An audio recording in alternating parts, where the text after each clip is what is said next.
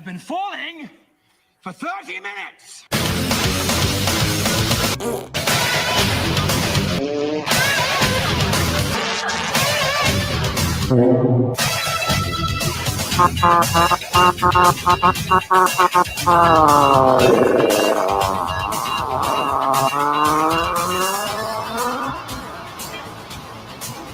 If you actually think that I was just a right gay guy, gay guy, gay guy, gay guy, nigga, gay guy, gay guy.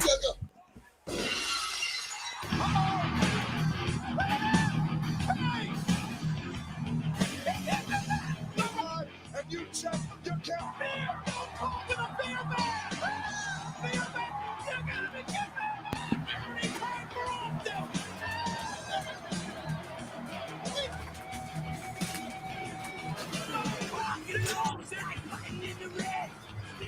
Ladies and gentlemen, it is the Monday Night War retrospective for the weeks of February 19th, 1996 and February 26th, 96.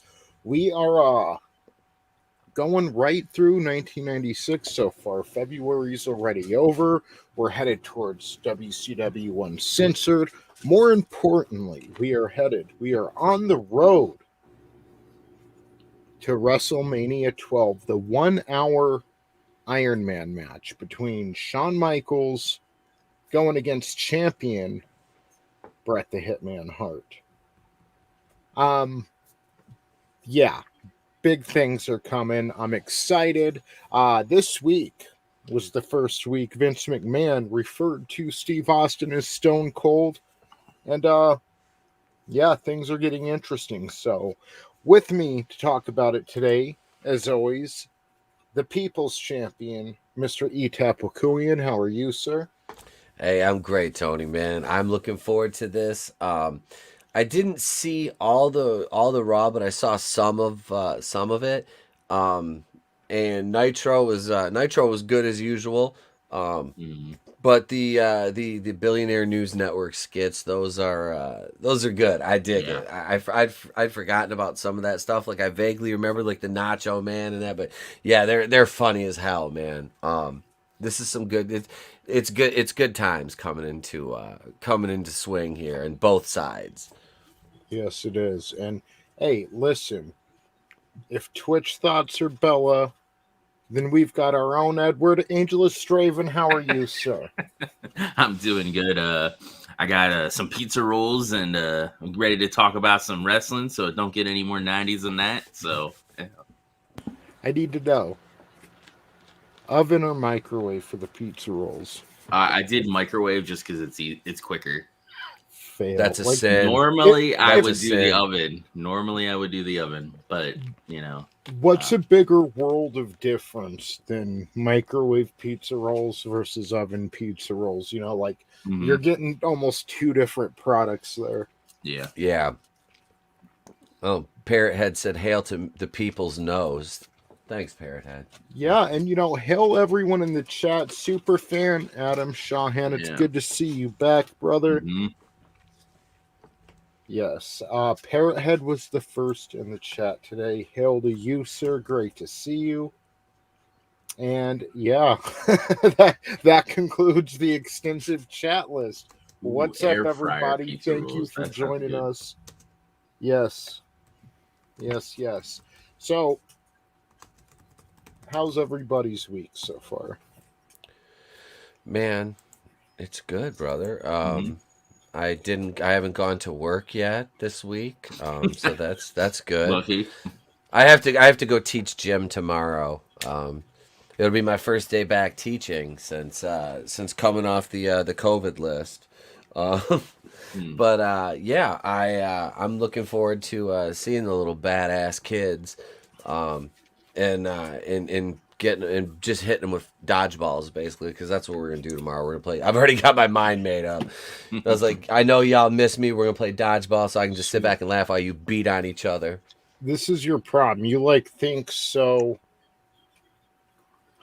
directly. Like what you should be doing is coughing on blankets and then handing them out to the children.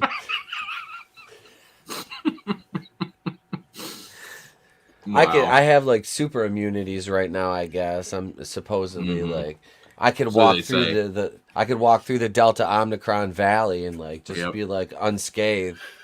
The Like Moses parting the Valley seas. of Death. There's only one other person there. And they died in a motorcycle accident.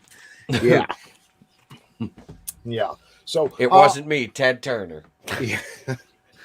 Also, we should be joined by Vinny and Tommy later on. Let me see if they even got back to me yet. But they usually come in a little later in the show, and that's all good. It keeps it alive. So let's go ahead and jump into Monday Nitro for this week. Coming to you live from Salisbury, Maryland, with the rating. See, these ratings are going up. WCW Nitro, February 19th, 1996, scores a rating of 2.9, which is the weekly loser, and that's a big rating. It's not that long ago we were seeing 2.4s, 2.3s as like a weekly winner too. So 2.9, the audience is growing. We're in WrestleMania season, maybe that gives it a bit of a boost, but WWF wasn't very strong going into this year, and then I've said it before, but it's like switch flipped, and it's going to take some time. We've got like a good almost 2 years before it reflects in the ratings, but Vince is really putting more behind his product than that was there like September 1995. I don't know if I've seen King Mabel once, which is a good thing this year. Yeah. Oh, maybe the Royal Rumble. So, and that's where he belongs, a good number 16 entrant or something. Just a fucking blob of gravy waddling down to the ring.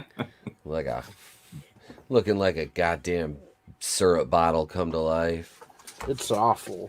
I can't, like I said, we had this discussion. Just those big fat slobs that can't do anything. It just annoys the shit out of me. It's like, it's such a, your match capabilities are so limited with somebody like that. It hurts the crowd. Out on TV. Yeah. It's like Yokozuna too. Yep. Exactly. For now they're giving him like his own like thing. Like he's talking, I guess, and doing his own shit. Other than with Cornell. Look, there's never been more of a time in wrestling of old versus new. I mean, part of these wrestling shows you're seeing Mankind, Undertaker, and Steve Austin in back-to-back segments. Other times you're seeing Vader attack Yokozuna and Jake the Snake runs out to save him. Like, and that's how this, we'll get there. But, there's never been a more of a blend right now of like old and new. What's to come and what was great once, The changing of the guards, kind of. Yeah. Yeah. And then you've got that kind of mediocre middle in there with like, no disrespect to like Scott Hall or Kevin Nash, but I like, if they wouldn't have, now things might not have turned out the way they did had they not left, but let's say Kevin Nash ended up sticking around like Undertaker in the WWF, and then they caught on fire with the Attitude Era and stuff. I mean, I just think he would have achieved a higher status. He might be looked at like more fondly by fans, Nash? Yeah. Yeah, he gets heat from his time, the way he booked when he was, when he was running, in WCW. That's a lot of his heat. And the fact that him and Hall were fucking drunks, but that's the thing, man. And having lived that life, them guys, dude, they had fun. They did it their way, And come hell or high water, at the end of it, you better be happy with what your body of work, because it's already there. And I mean, he probably might have had more visible like success on the grand stage at WWF. I don't know if he would have made the money if I mean his career, I mean, was really hampered because of all those injuries. So I don't know. He got paid hefty in WCW. I was thinking about that, but then I thought, was the money worth it? Because a lot of that money's probably gone now. Oh, absolutely. I think he's a but- little better with Hall than money, but His legacy might have been more, like Yeah. not everyone's going to be the Undertaker, but look at the Undertaker. Mhm. Like he's transcended. Yeah, he's an icon. Yeah. Yep. Exactly. So tonight on Nitro, Ric Flair will defend the title against Randy Savage once again. Hogan and Arn Anderson will have a rematch after Arn's victory last week, and that's coming up now. Oh yeah, the dark matches, brother. Yep, I got 3 dark matches for this Raw from the Wicamico Civic Center in Salisbury, Maryland. We started out the Giant defeating Sting in a dark match. Next, we have a tag match with the Nasty Boys, Brian Knobbs and Jerry Sags, defeating the Public Enemy, Johnny Grunge and Rocco Rock. I like that rivalry with the Public Enemy and the Nasty Boys. And then Johnny B. Bad, the World Television Champion, defeating Lex Luger to retain the title. And those are our dark matches. On TV, like maybe on WCW Saturday Night or something. Yeah. He has not been on Nitro in a while now. No, he's defending the title in dark matches. Who the is? TV title? Johnny B. Yeah, the Bad. TV Oh yeah, Johnny B. Bad. Yeah. I always liked the TV title. Yeah, but it's being defended off TV. Yeah, which I know, makes that no doesn't make sense. But I get it. They're trying to win little Monday night victories, so they're going for the world title. You see that on TV more often. Mhm. Yep. So yeah, right now we get Arn Anderson with Woman, and for the second week in a row, he defeats Hulk Hogan. Hulk Hogan. Yes, he defeats Hogan. So why do they call woman? Like I was watching because I missed a couple of the episodes prior. It's just weird how they just call her woman and don't actually give her a name. It's just so weird. I don't know. She's woman. She's woman. She's just woman. So It's weird. like, woman, what are you doing? Get over here. Bring me the pot roast. I'm hungry. It's time for dinner. It's supper time, woman. God damn. He didn't want to get to know her name. Yeah. So I guess so. yeah, Arn Anderson with Woman defeats Hulk Hogan for the second time in a row via DQ. When Hogan tries to cheat, okay, like he already has Arn Anderson locked in this figure 4, but then he calls Randy Savage out, Yep. who unfruitfully just jumps in the ring and tries to attack Arn Anderson. And that caused the DQ. Arn did nothing wrong here.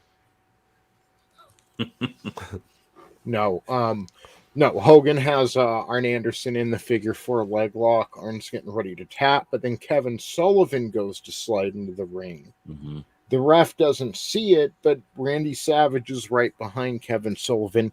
He slides in the ring to, ward Kevin Sullivan away.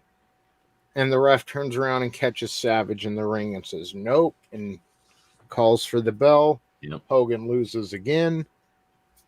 And yeah, he's going to get that victory back soon. So, Loch Ness Monster destroys Alex Wright. Yeah, this was sad. Yeah. Oh. And I think Alex Wright got more offense than I was expecting. They Yep. would have given him, Mhm. because you're trying to build Loch Ness Monster up as a monster right now. Mm-hmm. Yeah, so fucking Alex Wright, sure he's not a small guy, but in the land of giants, yeah. Yeah. So the Belfast Bruiser, AKA Dave Finley. yes, Fit Finley defeats Brad Armstrong, and he calls out Steven Regal, who he will be facing at Uncensored, so it's a little Battle of the Great Britain over there, so good for them. you know, Finley, when I thought of WCW Saturday Night, I thought of Finley. Yep. And I never thought he would have like made it in the WWF how he did, but he did. Mm-hmm. He had a long run. Yeah. Like he made an impact. Mm-hmm. He trained the women too. A lot of the women. Oh. Yeah. So now we get the WCW World Heavyweight Championship. Ric Flair with woman and Miss Elizabeth defeats Randy Savage when Miss Elizabeth throws a lady size 7 in, but Savage intercepts it. Hogan runs out because he has to be in the main event.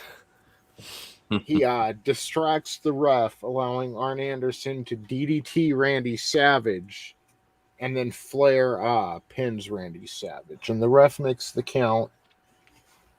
And, you know, it was, even though, okay, it was kind of a throwaway TV main event. Yeah, it was for the title, whatever, but there was a lot of, just a lot of what makes Ric Flair great in this match. Yep. So, especially that ending, he just drags his body over Macho Man, gets the pin after Arn. Yeah, it makes me miss the Horsemen. Yeah.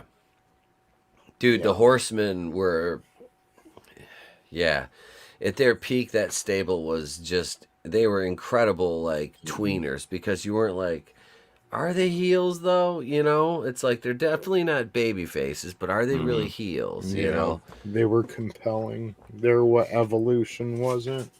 It kind of gives way to, like, how wrestling is now, and, I don't know if we're going to be covering this article later, but, the kind of like blurred lines between heels and baby faces that kind of happens. Like you get it with Stone Cold too, because like there's like that blurred line. Like, are they really bad? And then same with NWO as well. That's kind of like a blurred line as well. Like it's cool to be the bad guy, like kind of thing. Yeah, that is happening now. Yeah. Were you but okay, I see. Will you maybe share that link in the private chat? Yeah, I can.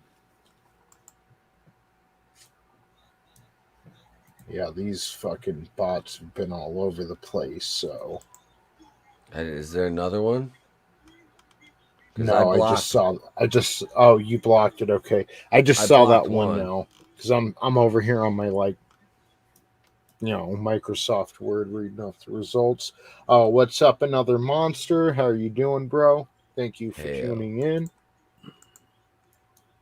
So so after this, okay, so Flair gets the win over Savage. And then who I thought was Renegade at first. I'm like, who the hell is this? Just some broken ass Ultimate Warrior runs out and starts destroying the Horseman and Kevin Sullivan and all the bad guys. He's holding them off by himself. And then he turns around and it's Brutus the Barber Beefcake, his booty man. The booty man. So ridiculous. I'm like, is that Renegade? Weren't they just jobbing him out a month ago? Yeah. You would have thought this motherfucker was Superman. He slid into the ring and was taking them all out with no effort. He was just under the gimmick with the Dungeon of Doom as what was his fucking name? Zodiac. Oh, yeah. Not even 2 weeks ago, he was Zodiac. He kept holding Giant back. Yep. And now look at him, he's the booty man. It's weird how they went about that. Right?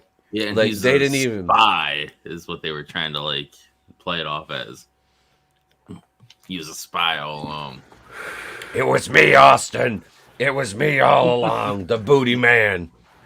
Well, I'm sitting here okay, 4 Horsemen, I see their purpose, I see what they do. But it's what is the Dungeon of Doom? What is their purpose? Why destroying are Hulkamania? Yep. That was their entire reason for being, was to destroy Hulkamania. Because Sullivan is obsessed with then they destroying him. They went they must have been popping bottles when the NWO happened. Right.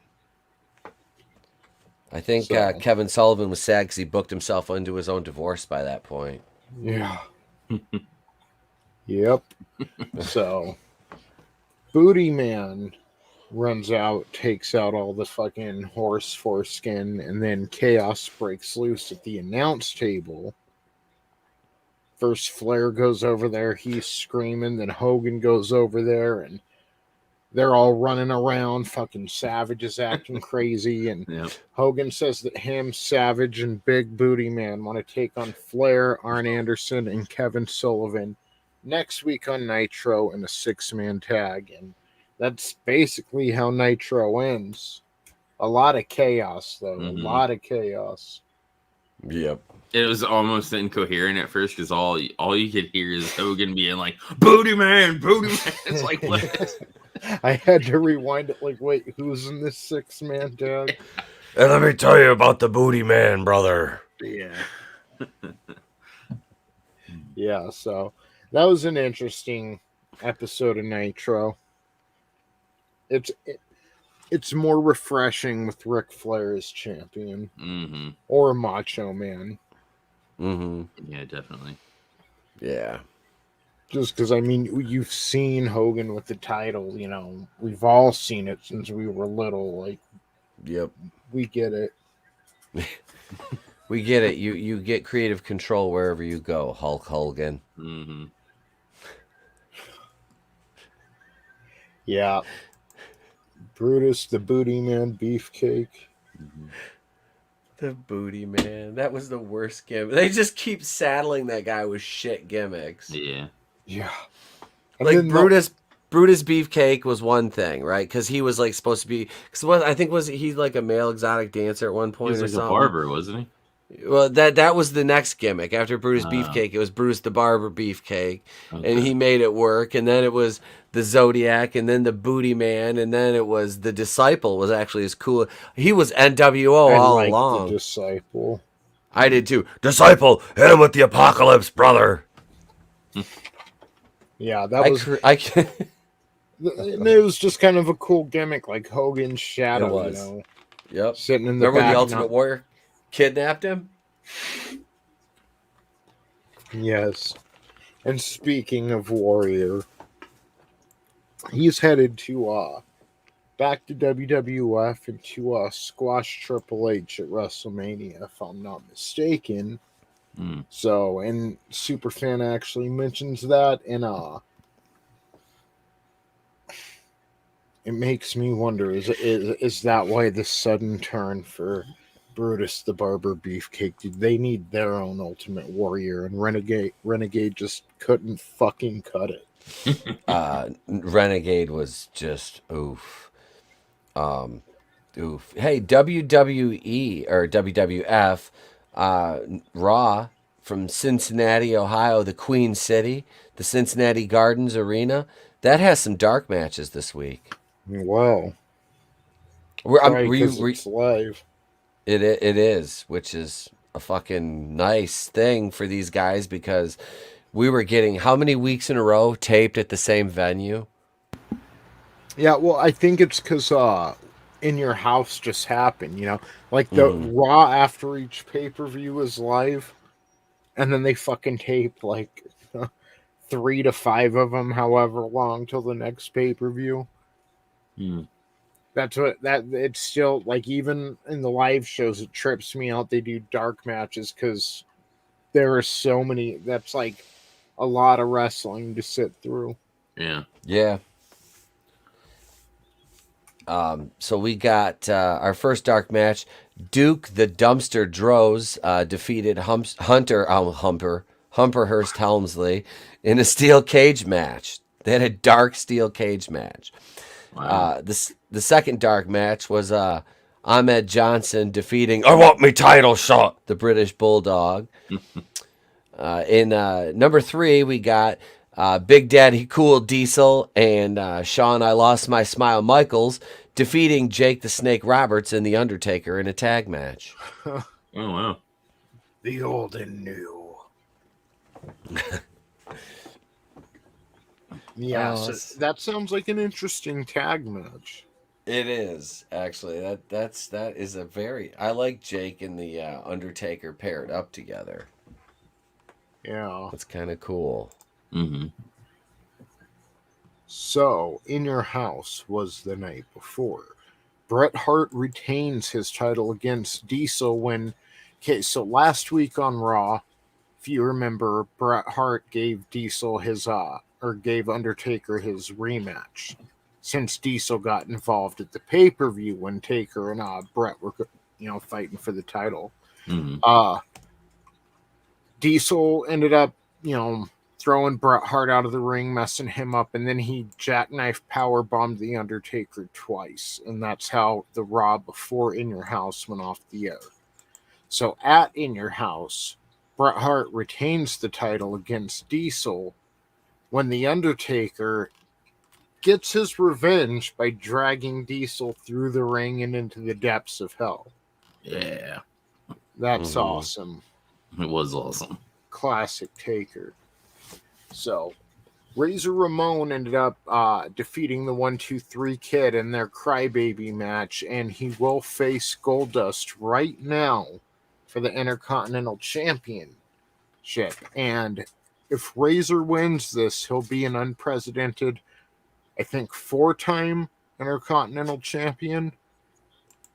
So they wrestle and Razor does defeat Goldust, but it's via countout when Goldust and Marlena, halfway through the match, just decide to walk to the back and get counted out. Razor says that he doesn't want Goldust's belt, he wants his ass.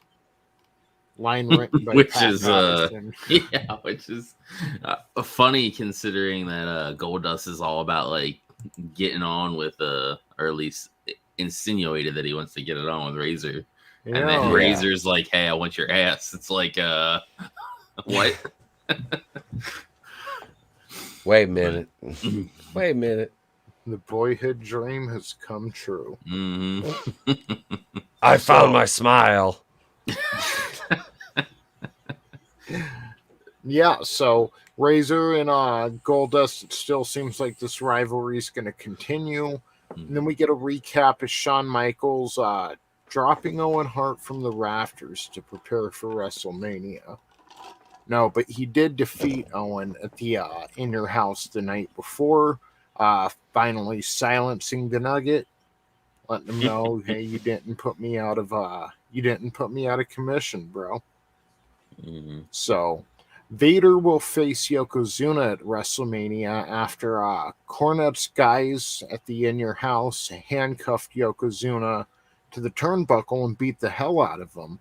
But tonight, Vader destroys Aldo Montoya and Barry Horowitz as they made their way out to wrestle the Body Donnas. So we never get that match, but we do get an Ultimate Warrior highlight reel.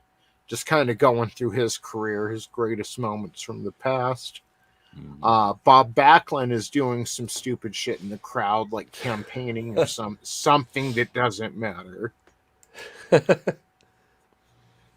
So then we get the ringmaster, Steve Austin, with Ted DiBiase, and he wrestles Marty Jannetty. And several times during this match, Vince McMahon calls the ringmaster both heartless and stone cold. Mm-hmm. So it sounds like somebody, and Austin's head is shaved now too. He basically looks like Steve Austin, just a little rough around the edges. They need to hone some things about his personality. Mm-hmm. And he's wearing white boots and doesn't have the goatee yet. But there's like, he showed up, he made his debut the week before the Royal Rumble. Said he was going to win it. Did a promo with Ted DiBiase and Brother Love. Mm-hmm. Then he wrestled at the Royal Rumble and did pretty well. And he wrestled the week after he debuted on Raw. He wrestled Matt Hardy in kind of a squash match. They did go back and forth, but that's really all the TV we've gotten of Steve Austin. Maybe he's been on Superstars. I don't know.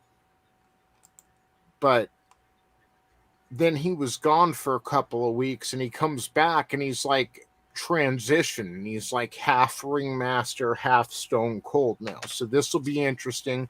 He probably just like that week maybe over the weekend, whatever, talked to Vince McMahon about his character, and they're starting to fill around with the Stone Cold thing. So, and this is what's cool about this Raw. We get a Stone Cold segment, and then we get a fucking awesome Mankind hype segment where he's yelling at George, his rat. That was Which was awesome. Yeah. I didn't appreciate it back then. Like, Mick Foley's out there spitting some fire. These segments are great. Yeah, they're really good. And it's very, like, ominous, like, creepy, like, kind of that horror vibe kind of feel to it. Yeah, I wrote the second one word for word. So when we get into the next week's Raw coming up here in just a little while, we'll read that because that poor fucking rat. Like, what's your problem, dude? Why are you shrieking at me? Not even yelling. Yeah. So, yeah, we get Steve Austin, we get Mankind, and now we get Tatanka versus The Undertaker. So Stone Cold, one segment, Mankind the next, and then The Undertaker. So things are starting to shape up here. Taker does defeat Tatanka with the tombstone. And okay, so before the match, Paul Bearer was shrieking at the fucking casket, and the casket opens and Taker comes out, and yeah, they hype him up. Coming up next on Raw, Undertaker, you know. So fast forward back to where we are now. Undertaker defeats Tatanka with the tombstone, and then Diesel is seen on the Titantron destroying the Undertaker's casket. I mean, smashing it. During the match, Diesel comes out and grabs the cameraman. Yes. And they disappear, and then it shows him backstage. Fucking destroy. He has an axe in his hand, by the way. Goes backstage and fucking destroys the Undertaker's coffin. And then they play the replay after the match of what just transpired backstage. Yes. Yeah. And they quick ran off, I guess, to go see what was going on, and they're like, "Oh my god!" You know, their casket's destroyed. Yeah, my fucking plywood casket was crudely painted. Damn you, Diesel! That's the Undertaker's home. It's the only place he's got. Diesel will buy him a new quote-unquote casket here in just a couple months. Hey, Vinny's back. Vinny's backstage. Yeah. Vinny, don't you ever call me Vinny. Oh, Tommy's backstage too. Sweet. What's up, Tommy? What's going on, everybody? Did you know that Vinny's backstage? I seen it. What's up? I seen it. You know what's funny? When I was like in high school and stuff, I always told people never call me Vince. Every time they called me Vince. My cousin McMahon is such a fucking... You're like, I'm not Vince McMahon. Oh, Stephanie. I need you to pretend to be Katie Vick. Let's go to that island. Take my kids. So I don't know how long you guys were backstage. I apologize. I'm over here like reading from my little script, but yeah, we like just okay. So Raw basically ends with Steve Austin as the ringmaster, and Vince calls him Stone Cold like 3 or 4 times during the match. He's like, "This man is stone cold and heartless." Then we get like this fire fucking Mankind hype segment. And then we get The Undertaker. So Raw ends with like, you get Steve Austin towards the middle of the show, then Mankind, then The Undertaker, which is cool to see, you know, for back then. Nice. It's better than Dean Douglas and Isaac Yankem, you know? So, Yes. So, yeah, so we then go to what is the greatest Billionaire Ted skit so far. What is it? Larry Fling Live? Larry Fling Live. Larry Fling Live on the Billionaire News Network, BNN. This thing had me rolling. I had to message Etep, like, dude, you've got to watch this. Like, this is, and they never show this one when they're going back and showing the Monday Night War, and they'll always show like the worst part of one of the skits, and then there's JR. Yeah, we did those skits, but we probably shouldn't have done them. They didn't look that great. This fucking skit was genius. Mm-hmm. It was hilarious. You've got Larry Fling Live, and he's got Ted, Billionaire Ted as his guest. Billionaire Ted reminds Larry that he owns him. Mm-hmm. They banter back and forth for a minute, and then they go to the phones, and it's Randy from Sarasota. Do you remember the line, Etep? I'm Randy from Sarasota, and I got thinning hair. Yeah, thinning hair problems. So then they're like, this isn't a Rogaine infomercial. And it reminded me that, Randy Savage did do Rogaine commercials. Did he really? Yeah. Oh, God. Wow. He did. What they should have did is they should have had a Billionaire Ted sit there and like, that's right, I own you, and I'm going to whip this company into shape. That's what they should have did. Mm-hmm. Teddy! How dare you? You still have to see Will Forte. He used to go on Conan O'Brien doing the Ted Turner, and he would be on a buffalo. He'll open up the curtain, and he would call the buffalo Teddy. Wait, you called the buffalo Teddy? And he's going, yeah, of course, this is Teddy. I'm Teddy. This is Teddy. Shut up. I own you. Guys, I could be wrong. Maybe he didn't do the Rogaine commercial, but he did use Rogaine because he grew his fucking hair back. You guys, Chavo was part of, what was that? The Hair Club for Men or something too. I remember he used to do commercials for that.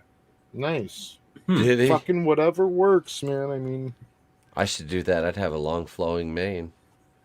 He'd be culture. Yeah, get that corn. I still say just grow out the sides and then braid them. Oh, I showed you how long they were. It was 3 years ago. It was long. Yeah. That was crazy. Yeah, do the Hogan comb over. Let me tell you something, brother. It just came up on my Facebook memories when I bleached my goatee blonde about 7 years ago for a wrestling show. Dude, crazy. So Randy from Sarasota calls in, and he's like, oh yeah, I have a problem with thinning hair. Oh yeah. So they hang up on him, tell him it's not a Rogaine commercial. Then Terry calls in from Venice Beach or wherever, says he asks Ted if he can have Monday off. And then they let Huckster go, and then Hanoi Jane calls in. They're like, Hanoi Jane from Hanoi, are you with us? And she's like, live from the Golden Pond. Just the places they're going with this is like, yeah. Man, They're leaving below the belt stuff. Yeah, no stone unturned. Like, gloves off, fucking. They're going after Turner's wife. Like, Hanoi Jane was too much for me. I was fucking laughing. That was hilarious. It really was. Fucking Hanoi Jane. So then Larry Bling starts yelling at fucking Ted Turner, why didn't you respond to the New York Times article about you hiding money from your stockholders and this and that? Like, just fucking holy shit, going off on him. Like, holy shit. Yeah. So, yeah. It was, and then the segment ends, and then, okay, so Diesel was destroying Taker's casket. Taker ran to the back. Then we went to this segment with Billionaire Ted. The skit ends, and it shows Taker and Paul Bearer. Paul Bearer is screaming something. Yeah, like whatever he's squealing. But the fucking casket's all torn into splinters and bits, and Diesel fucked it up. Yep. Which when that was happening, like you could barely see it because it was so freaking dark back there. Like, yeah, you could barely see what and was the going screen on. is so small. Yeah. Yeah, that's like a sixth of the what the Titantron will be in like 2 years. Mm-hmm. So yeah, that was Raw. Fucking love that. Why they don't show that skit when they're talking about the Billionaire Ted skits? I don't get why. And what I was telling Etep too, what makes it so funny is back then it probably wouldn't have been as funny. But now that Vince McMahon became a character and let his personality shine on TV, and we really know who he is and what his sense of humor is like, that's what kind of makes it funny to me. Because I can see Vince watching this before they aired it and just fucking thinking it's the funniest thing in the world. Getting off on it. Yeah. He's sitting there. Hey, Kevin. Kevin Dunn. Look at this. Kevin Dunn's up there with his big ass teeth going, yeah, Vince. Yeah, that's great. Great, Vince. Doing a tubing while Big ass teeth. He's fucking that picket fence teeth Kevin Dunn's got. He was, and Vince is just sitting there going, I really went after Ted. Really stuck it to him. He wants to be in the wrestling business. Wow. So yeah, good week of wrestling. Good shows on both sides, in my opinion. So, and again, Raw came out the winner on that one. 3.1, Nitro had 2.9. So monster rating numbers. They're both up like a half a point from like 5-6 months ago when it started. What did the high go for them on like viewership? Was it like a 6 or a 7? So the highest rating, we'll have to see, but the highest rating that's ever been recorded in wrestling was The Rock's birthday party. The Rock, This Is Your Life, and with Mankind. That was the highest recorded rating ever for anything. And that was let's take a look at that. That was, I remember watching that live. Like, that one was fucking hilarious. 9.5 rating with 10.72 million viewers. Wow. Holy hell. Yeah, right now we're at like a 3.1, so over 3 times. Wrestling was mainstream. You saw Austin and NWO shirts everywhere. Yeah. Oh, yeah. Every time they release a new one, my cousin had them. Yeah, I was wearing because my favorite was always just the black and white Austin 316 with like the Stone Cold skull on the back. I didn't need no flames or nothing. I had the snake one. I think was it on the front or the back? It had the snake. That's the one back. I had. Yeah. And So I'd have his arms turned into the snake. Yep. Yeah, like over his head.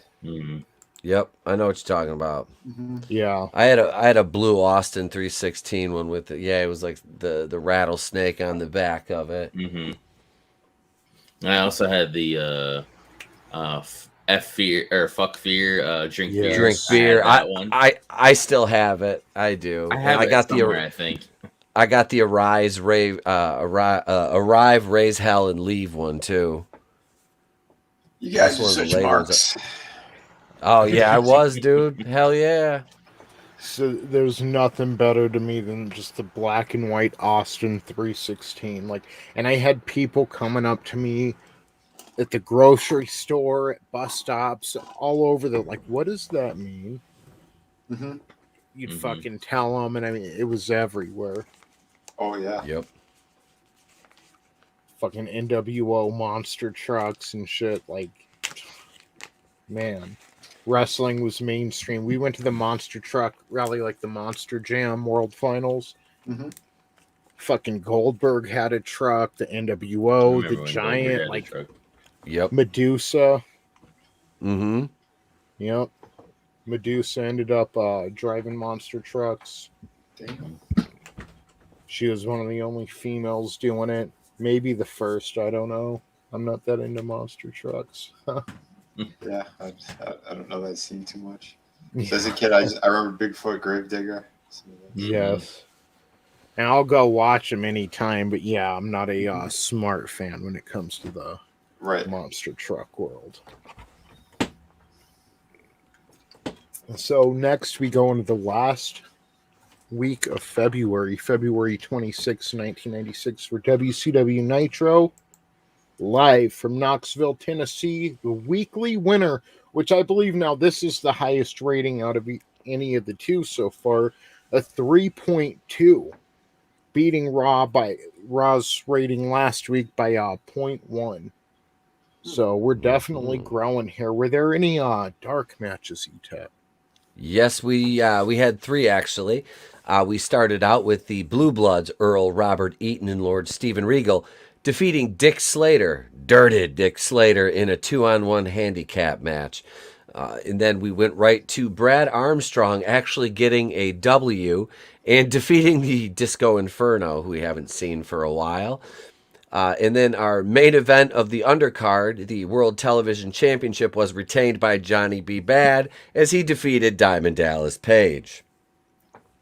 Nice. You know, another week without Johnny B. Bad. And DDP. Yeah. Right? The thing about like not having to wait a week between watching episodes, I guess, and just kind of going through it at 2 times the speed as we normally would, is you remember things, and like whatever happened to the Disco Inferno coming out when Eddie Guerrero was supposed to. They didn't fight at a pay-per-view or anything as far as I know. No, that I'm aware of. Yeah, it went nowhere. Yeah. There was no blow-off to that feud. Literally, somebody was drunk. Well, that's what I thought. That's how it came off at first. Fucking Disco's music started playing the first time they did it, and Bischoff is like, okay, Disco's music. And he wasn't saying it like, why is The Rock coming out? We've got a match scheduled or something. You know, he's just like, why is Disco's music playing? Eddie Guerrero's somebody was supposed to come out. They were just fucking with the boys in the back. Probably. Yeah. Hogan's like, you know what would be funny? He called in from his yacht. Do you think Disco ever got to meet Hogan? Nah. He didn't. He didn't get to meet Hulk Hogan. So, Nitro begins with Bischoff, Brain, McMichael hyping the show and giving away the results for this week's WWF Raw. Maybe that's why they won the ratings. I don't know. Oh, shit. But yeah, he just blows through it, and he's like, he mentions Bob Holly, Eric Bischoff, and he's like, that guy is still around? Damn, Bischoff. So, we start off, we start out, and this Nitro number 1, it's because we have that 6-man tag coming up. Ric Flair, Kevin Sullivan, and Arn Anderson going against Hulk Hogan, Macho Man, and the Booty Man, Brutus the Barber Beefcake. You don't hear from them. Like, I'm used to seeing Hogan and Macho and Flair a lot more on Nitro. But the first like 2/3 of this show are like almost dedicated to Sting and Luger. Yeah. So Sting defeats Big Bubba with the crossbody off the top, and then as he's making his way up the ramp, Mean Gene and Lex Luger comes out. Lex has got both the titles around hanging over his shoulder. And the Road Warriors come out. And basically, they don't have a problem with Sting, but they take exception to Luger's antics as of late in the tag division. And they basically challenge Sting and Luger to a Chicago street fight at WCW Uncensored. Luger says that he's not afraid of them. Him and Sting are the champs, and they better not forget it. Okay. Because Luger and and the Road Warriors are from Chicago. So Yeah. Luger is apparently from the nicer part of Chicago, and the Road Warriors are not from the nice part of Chicago. Are you talking about the Karen end of Chicago? Yeah. The part of Chicago where you only get shot at when you stop at a red light. Mm-hmm. It's But funny. not if you're an real innocent nice. angel or a gentle giant. Right? I was gonna say it's funny he ended his career on the bad side of Chicago. But yeah, and then like that whole exchange ends with like, what's the Chicago? Yeah. Fight? What's After that? Luger agrees. And then during it, Animal says, Luger, you're like a washing machine. And you're like, okay, he's setting it up. Yeah. How is Lex Luger like a washing machine? Animal says, Luger, you're like a washing machine. You really agitate me. What? Oh God! Yeah. Did Bischoff write that one? No, they let Animal write his own dialogue. Oh, I was going to say either that or maybe they had Sid step in and write that one. Yeah. Oh, Scott Jesus. Steiner. Just throw a bunch of numbers out there. Oh, Man, my God. that didn't pay out. He's like, Luger, you're like a washing machine. You agitate me. 33 All to that. 3%. All Like that's a set dad up joke. for no delivery. It's such a dad joke. Oh, yeah. Badasses. Fat asses. We started off the night with one half of the tag champions staying against Big Bubba. Now we get Lex Luger with Jimmy Hart defeating Renegade. Jimmy Hart. Okay, so Jimmy Hart helped, and Luger ended up putting Renegade into a torture rack, and then he celebrates the win with Jimmy until Sting comes out and confronts him. Sting's giving Luger shit like, why are you hanging around with Jimmy Hart? Now he sees it. Now he sees the nefarious acts. Before they weren't tag matches together. Mhm. He was busy. He was distracted over here, and Luger would cheat. So Luger tries to prove to his friend that he's on the up and up, and he Renegade's getting up from his defeat, and Luger goes over there and raises Renegade's hand to show he's a good sport. And Sting's starting to not buy it. He's just like, you're hanging around these people, you're fucking cheating, maybe you're not such a good friend. So next we get the Road Warriors, and they defeat Harlem Heat semi-clean. Like Booker T ends up making the pinfall on one of them after whatever that cool leg drop. He does like a spinning leg drop from the top rope. The Harlem Hangover. The Harlem Hangover, yeah, thank you.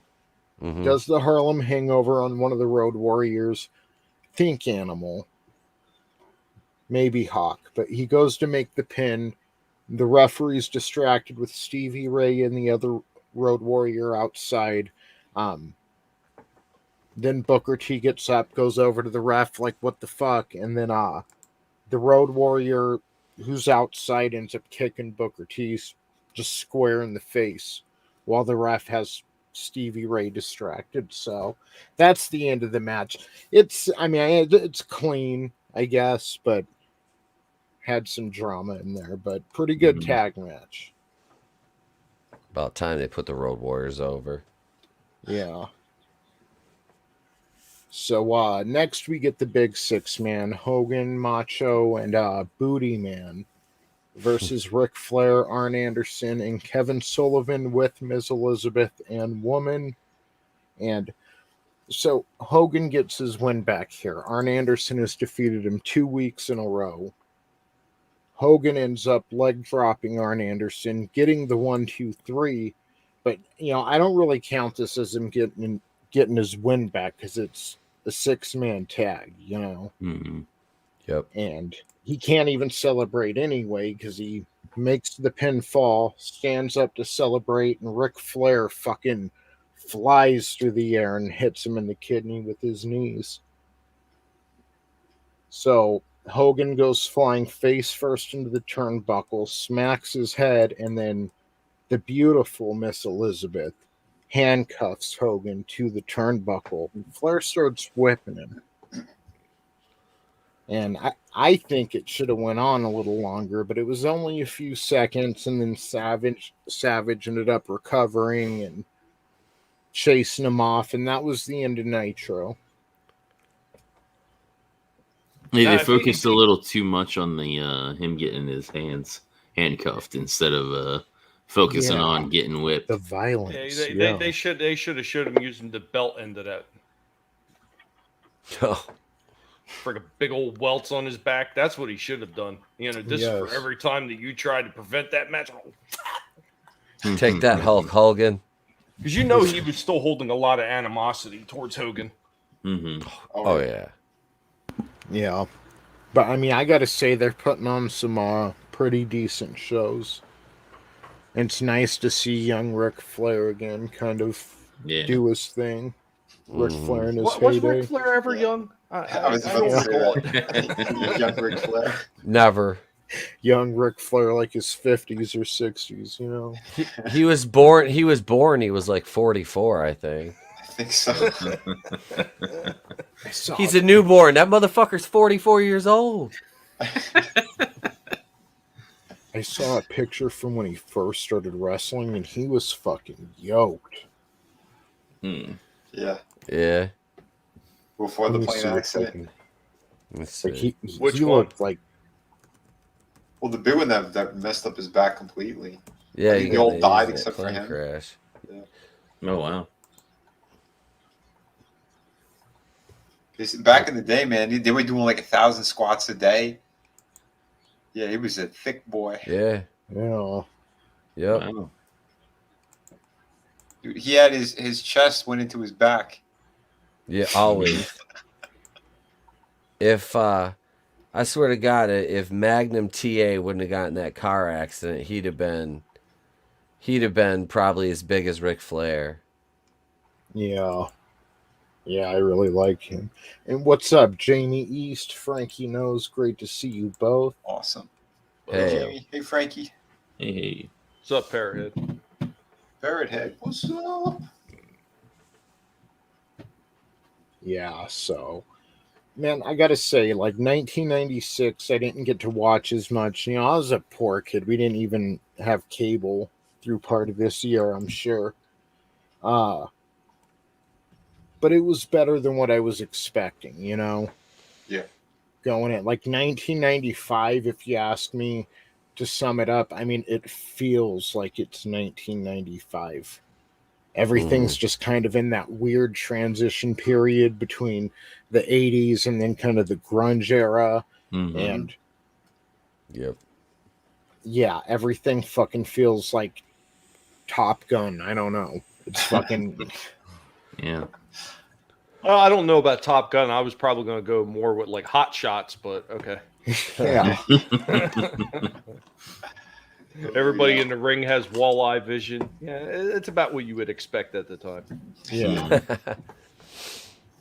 You know, you got Eric Bischoff, who, you know, he does some pretty underhanded stuff, and that just it kind of gives Nitro a cool factor to it. And then you've got Sonny doing these lewd opening videos for Raw. Which is like, oh yeah. Yep. Yeah. Bent over a pool table, and WWF is first starting to find its attitude right now. And Sonny was like, just think in 30 years you'd be able to see my butthole on OnlyFans.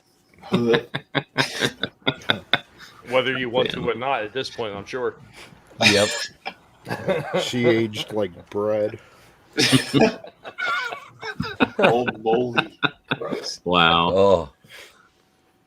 Like you see Trish, she still looks fucking phenomenal. Lita looks great. I'm sure Jackie looks great. Fucking not Jackie Sonny. took Miss Jacqueline, Miss Texas, she took a lot of dick in showers in them locker rooms down in Tennessee. Yeah. She did. She was a rat. Beth Phoenix looks good for having like 3 kids. She's another one, man. Mickey James was yeah. fantastic. Mickey Yes. James is still working. Like, yeah, she can sing too. Is she still with that dude from TNA?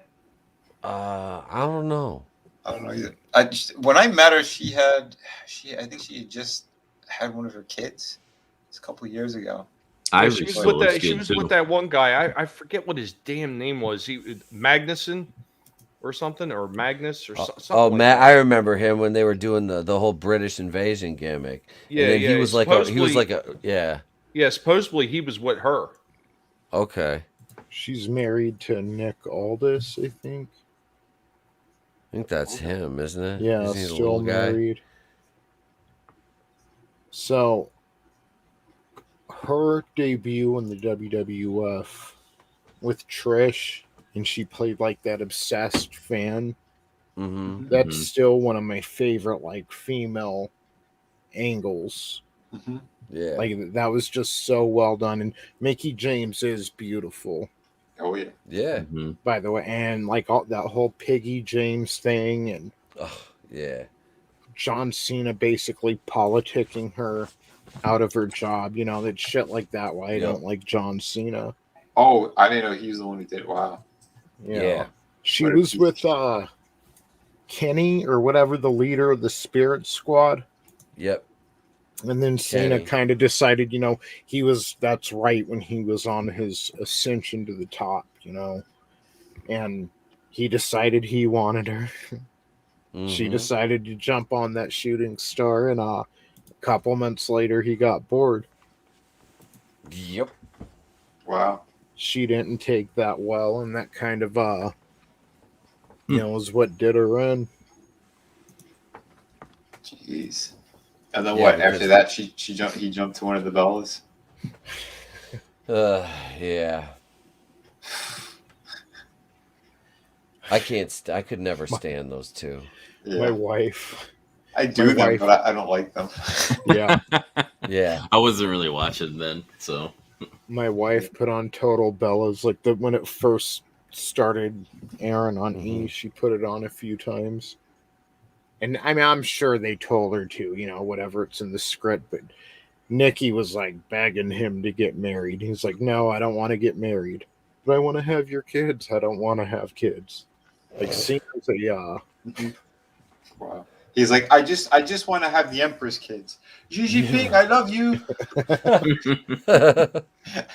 only sons. Drown the daughters. Yeah. You suppose that John Cena has a tramp stamp now that says "Made in China"? Oh yeah. God. 100%. I'll put money on that one. He's got Gigi Ping's face tattooed on him in his no place.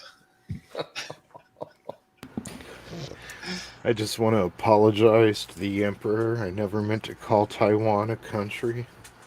He has that also tattooed on his inner lip. Taiwan is not a country. That way, when he's blowing G, he could pull his lip down and see that. That's fucked up. Sorry, too accurate. Are we upsetting the frog again? That's awesome. Ah, damn. We got to tell him when he comes back. That was a good one. So let's jump into WWF Raw from February 26, 1996. I think I wrote the wrong rating down here, but it was the loser. Nitro won this one. I think Raw got a 2.8. So Raw begins with a package hyping up the animosity between Diesel and The Undertaker, since all started when Diesel interfered in Undertaker's title match against champion Bret Hart. The first match of the night is Jake the Snake Roberts with Damien, and he defeats Isaac Yankem DDS with the DDT. And that, I love his DDT. Like, that's, I love the DDT move anyway, but Jake the Snake Roberts, I mean, that. Oh, yeah. That was his move. Hell yeah, it was. So, but he doesn't give the Python any love. You know, he doesn't pull Damien out at all. And it showed him moving around in the bag, and it had like, you know, the camera cutting to like little kids like peeking over and all interested, and just it's one of those good things in wrestling. I'm gonna tell you, Tony, this sounds very disturbing.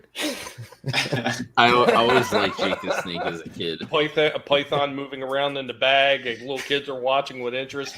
I'm a little bit worried. Oh no! You weren't on that flight list, were you, Tony? That's my Python tube steak.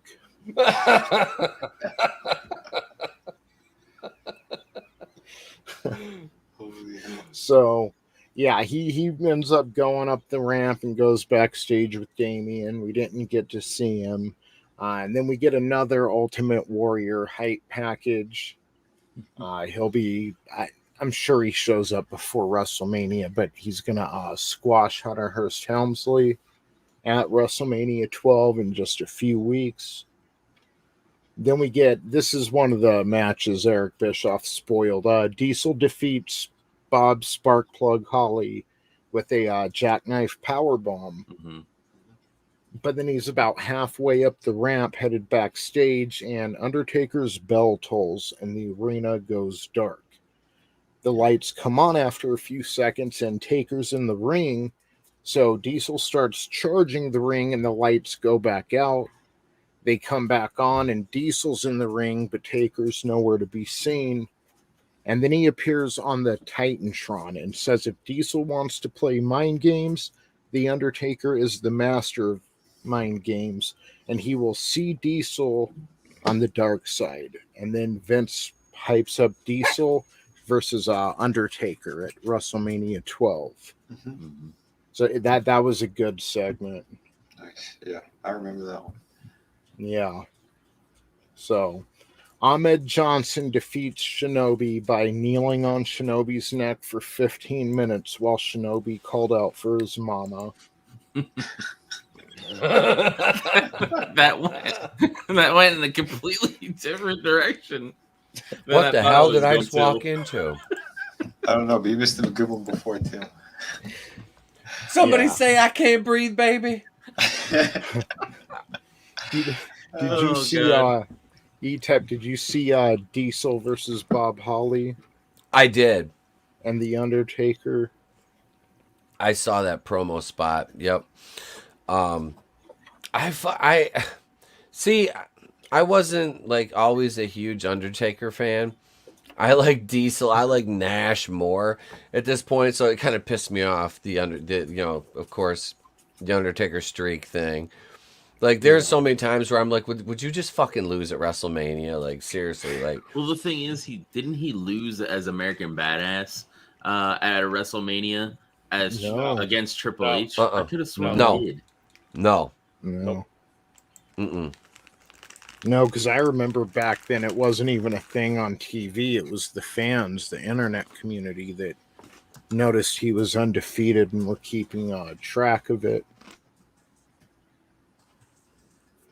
Yeah, I think they did a big interview between like him, Vince, and a few other people that were talking about it, and they said that it was happenstance that it worked out that way.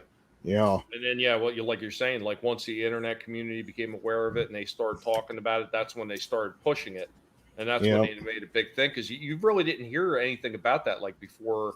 What was it, like 2016 or something? Or but we were talking about it in like 1999, 2000. It was like, I remember when he was like only 6-0, 7-0. Like they kept, like, it took WWF years to catch on to that. Yeah. But yeah, exactly. Like the mid 2010s is when they started hyping that, Tommy. Remember when he murdered the Big Boss Man in a cage match at WrestleMania? 15. Violent. Yeah, 15. It was ACAB, baby. That's when he was first starting to like turn like ministry heel. He was the ACAB taker. And that's the same year Big Boss Man ate Al Snow's puppy Pepper. Yep. Pepe. Yep. His Chihuahua. Yeah. Ate his Chihuahua. Oh no! He cooked the Chihuahua and fed it to Al Snow. So it's like making Scott Tenorman eat his parents, like Cartman did. Yeah. I mean, if somebody's gonna cook your Chihuahua and make you eat it, I could see it being Ray Traylor, the Big Boss Man. Big Bubba. Big Bubba Rogers in his suit. So, I had to write this out. We get another Mankind promo. The past couple weeks, he's been down in like a sewer screaming at his rat, George. So, we get yeah. He says, the most beautiful woman in the world. Every night, Mommy used to wake me up late so all of her new friends could hear the beautiful music. She always understood me. But after the music died, she sent me away. You understand me, don't you, George? And he's holding up the rat, talking in his face. Mankind But you understand me, don't you, George? Yeah. That poor rat. I remember him talking about that, like he was doing an interview talking when he had to do the vignettes with the rat, and he said he was actually scared to death to do it at first because he thought he was going to get the shit bit out of him. Yeah. But geez, his acting here. Here's a guy that's jumping off roofs before he even gets anywhere. Yeah. Taking steel chairs to the head, thumbtacks to the head, and he's worried about a rat. His ear ripped off. But yeah, by Vader. Yeah. Oh my god. So, Wait, that was one ear. The other one was through the barbed wire, wasn't it? Well, the one actually, he used to do this thing where he went off over the top rope and he would hang himself up with the middle and top rope. Oh yeah, Well, yeah. he did that with Vader, but he miscalculated, and that's how his ear got torn off. But the other one, wasn't it with what the hell was his name? Terry Funk? Yeah. I thought it was a match he had with Terry Funk, and he nearly ripped off half of his ear. Both of them were fucked up. I just remember he was hanging himself in the ropes. Yeah, he started hanging himself, and he's like, fuck this, I'm getting out of it. And he slid his head through and ripped half off. I don't remember who his opponent was, though. It was Vader. It was Vader. Yeah. Vader was so good. He could have been such a tremendous star over there. Yeah. And Vader was another tough bastard. I forget who he was. He was in a match with somebody, and he actually had his eye knocked out. Jesus. Yeah. And he still continued going at the match, and they said, dude, your eye's hanging out, and he just kind of poked it right back in. Yeah. Finished the match. Literally, the whole thing came out. It was just connected by... Oh, man, the thought of it makes me queasy. Yeah, that's terrifying. Yeah. So, would you have done that, or would you scream like a girl, like, I gotta get the fuck out of here? Oh, I would have been screaming like a bitch. No shit. My eye's hanging out, man. This ain't part of the show. Yeah. How much are you paying me? Yeah, I ain't doing this for $5 and a handshake and a hot dog, motherfucker. That's the night I retired. Yeah, that was my retirement. The night my eye popped out my damn skull. I don't know, Adam. It might have been. What have we got here? Bam Bam with Vader. I don't know. I thought it was. No, I think it was. I don't think it was Bam Bam. I don't know. I can't remember.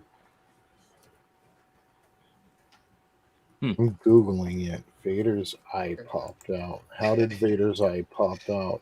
Yokozuna fell on his head with his big fat leg. It was Loch Ness. It was Nessie. He was wrestling against Stan Hansen.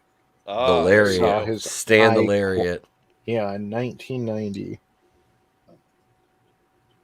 Yeah, so that's tough.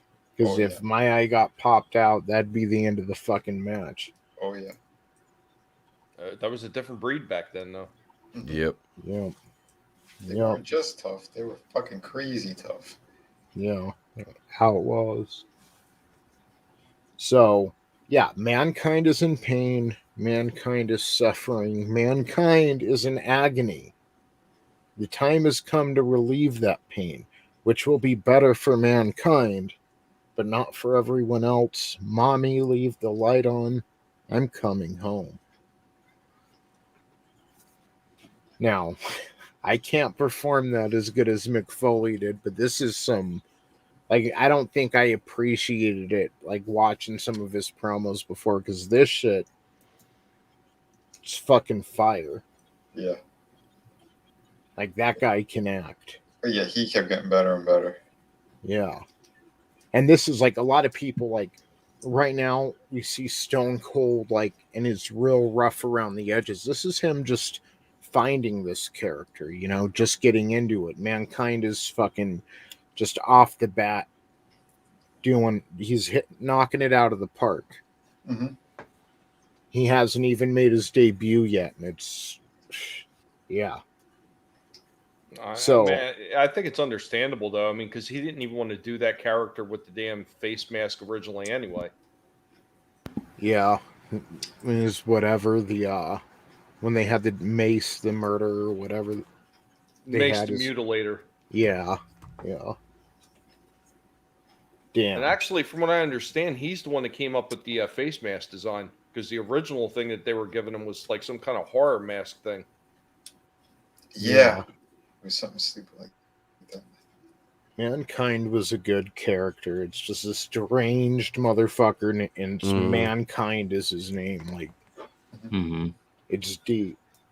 Yeah, that was way better than Dude Love. I like Dude. God. I did not like Dude Love. I thought that was so annoying. I just like Cactus Jack when he brought him back. Yep, Cactus Jack and Chainsaw Charlie. Yeah, him and Terry Funk. Yep. Bang bang. That was my favorite. He did the 6 guns. I used to do that when I played linebacker. I'd get a sack. I'd come around the corner and bang bang with the 6 guns. Nice. You know, we're talking about Jake Roberts' DDT, but Cactus Jack had a hell of a pile driver. Like, it looked good every time, and it looked fucking vicious. The double arm pile driver. Yep. Hell yeah. So yeah, dude. What's up, bro? Oh no, I was just gonna say he just, the way Foley sold everything, like, it wasn't overselling. Everything just looked so, he did just look good.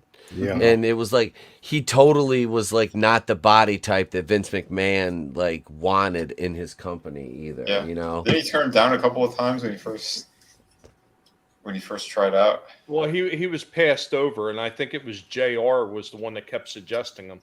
Yeah, it's when he was doing Cactus Jack. He's like, no, you got to see this guy. Like, Chris Benoit was a master of like one branch of this craft, but Mick Foley was a master of another. I got to ask you though, Etep, when you were doing the 6-gun thing, they didn't accidentally go off, did they? No, my fingers were never actually on the trigger. I had good trigger discipline. Excellent. This guy behind me over here doesn't. He's terrible, but this guy just he blames Call of Duty for everything, and this guy, you just got to watch out for him with planes and shit. Other than that, we're good. And Kathleen Kennedy, that whore. So, next up it's kind of a big deal. You know, it's one of the big WrestleMania promos. We've got WrestleMania 12 coming soon. Vince is in the ring, and he calls out Shawn Michaels, who's on his way to WrestleMania. And then he calls out the champion, Bret Hart, who's the champion going into WrestleMania. And Vince asks Shawn if he thinks Bret was the best there is, the best there was, and the best there ever will be. And Shawn says that he respects Bret, and he believes that he was, you know, the best there was. And he's like, and only time can tell if he's the best there ever will be. But is he the best now? And he says again, with all due respect, Bret, I think I'm the best there is now, and I think I'm going to beat you at WrestleMania. Bret says the past 5 months as champ have been the hardest. It's been the hardest time of his life. He's he's wrestled against Taker. He's wrestled against British Bulldog, Diesel. Like, he's had some real challengers here, and he's overcome them all. And at WrestleMania, he's going to come at Shawn with everything he has, and it's not his job to beat Shawn. It's Shawn's job to beat him. And Shawn's going to be in for the fight of his life. So then WWF president Roddy Piper makes his way down to the ring, gets in with Vince and the two wrestlers, and the crowd, it's a mixed reaction. You know, both of these guys are baby faces going in. You've got your Shawn Michaels fans and your Bret Hart fans. So Roddy Piper comes down and he says, a guy like Bret, you don't boo him. And that only drew more boos for Bret. But Roddy Piper kind of goes through Bret's history and says, you know, he may have even beaten me once or twice before. I don't know. I wasn't there. And he says too, I'm not, look, they start booing him at first, and Roddy Piper says, look, I'm not here to say what's popular, I'm here to say the truth. So then he turns towards HBK and he goes, and you don't boo a guy like this either, who's been, you know, working his whole life and climbing that rung to become champion against all odds. And he's like, a match like this between these kind of competitors, we don't need any BS like a DQ or a count out. I mean, we need to see who's going to win this match, who is the best. So that's when he announces the 1 hour Iron Man match, tells them they better shake hands now because they're going to hate each other after this match. And he was right. Oh, sweet baby Jesus. It's like I had my glasses on. Piper says he's going to make them perform. And this was a pretty big promo, you know. So, and definitely one of the better ones I've seen since we started doing this, since the Monday Night Wars began. So, now this is weird. Okay, I know, like, DDP's song was too close to Smells Like Teen Spirit. This is in WCW. Chris Jericho, his sounded a lot like Even Flow from Pearl Jam. So in these WWF network shows, they've taken that music out and dubbed in new music. I could swear that Lex Luger's music that they've been playing for him in WCW was his music. Like, that was his music even back then when it was airing for the first time. But WWE plays an ad, or WWF plays an ad for their Superstar Hotline with Jim Ross, call in 900 number, whatever. And the music for that is Lex Luger's theme in WCW, like right Really? now. Yeah. And I'm like, what the fuck? So maybe he had different music and they dubbed something in, but I could have sworn it was kind of that cheesy, just 90s generic music he always had, unless he was coming out to like NWO Wolfpack or something. Yep. Yeah, that's the only other time he ever had different music. Yeah, like I said, I don't. Yeah, it just struck me as weird. I didn't like. It's not even that important. I'm just like, is that Lex Luger's WCW theme? Like, certain themes aren't like copyrighted, you know? Yeah, or copywritten, I should say. I know Harlem Heat's, it's probably copywritten by WWF now, but when they're in WCW, their theme wasn't copywritten, because I'd hear it in other commercials, and I've heard like Hardcore Holly's music in other commercials, so I don't know. It was just weird. Well, I think what they were doing back then, like especially WCW, is they would bring people in just like E now does. They had people come in and write these songs for them, but WCW didn't copyright them to the franchise. They didn't copyright it to their entity. They let those people hold the copyrights themselves. So those copyrights could be, you know, borrowed or sold, or, you know, licensed out to whoever they wanted to, because the original creator still held the licensing on them. But when those guys, you know, when those guys were working for WWF and then, you know, later on WWE, those became products of Vince's corporation. That was the difference. WCW didn't do that early on. Ted Turner and his cheap suits. It's a $40 filing fee to copyright. No. All that money's going to Hogan. So, of course it is. I gotta get another new house, brother. Gotta pay for my wife and all those black guys. Where's my money, brother? It's my turn to shine, brother. I've never got to shine before. I want all the spotlight, brother. Look. I feel like I'm getting hosed, brother. I feel like you're not paying attention to me, Randy Savage. Brother, I know you just won the title, but it's mine. Ours. Yours, brother. Congratulations. That was Hulk Hogan, I just won the match. I'm not big on Jeff Jarrett, but that bash in the beach where he had to wrestle Hogan, and he just went out there and laid down. Yep. And it ended with Booker T as champ, which was awesome. But when Jeff Jarrett just fucking laid down and Hogan puts on his innocent face, well, what's this? After politicking like hell in the back, it's that was a good moment. Also, when Scott Steiner told him to get his fucking old ass in the ring. You remember that tag match? So I was like, get your fucking old ass in the ring. I'll tell you what, brother. Ain't nobody tell me when to get to the ring. I go to the ring when I want to go to the ring. It's in my contract, brother. Yeah, Hogan acted all scared. He didn't want to get in there with Scotty all pissed off. Yeah, he went like he took the NWO shit seriously.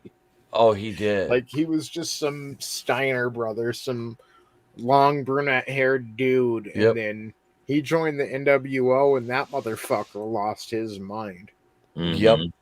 He was like, okay, I'm going to get as juiced as possible, and I'm now the big bad booty daddy, and I have short blonde hair, and everybody's like, okay. All right, Scotty.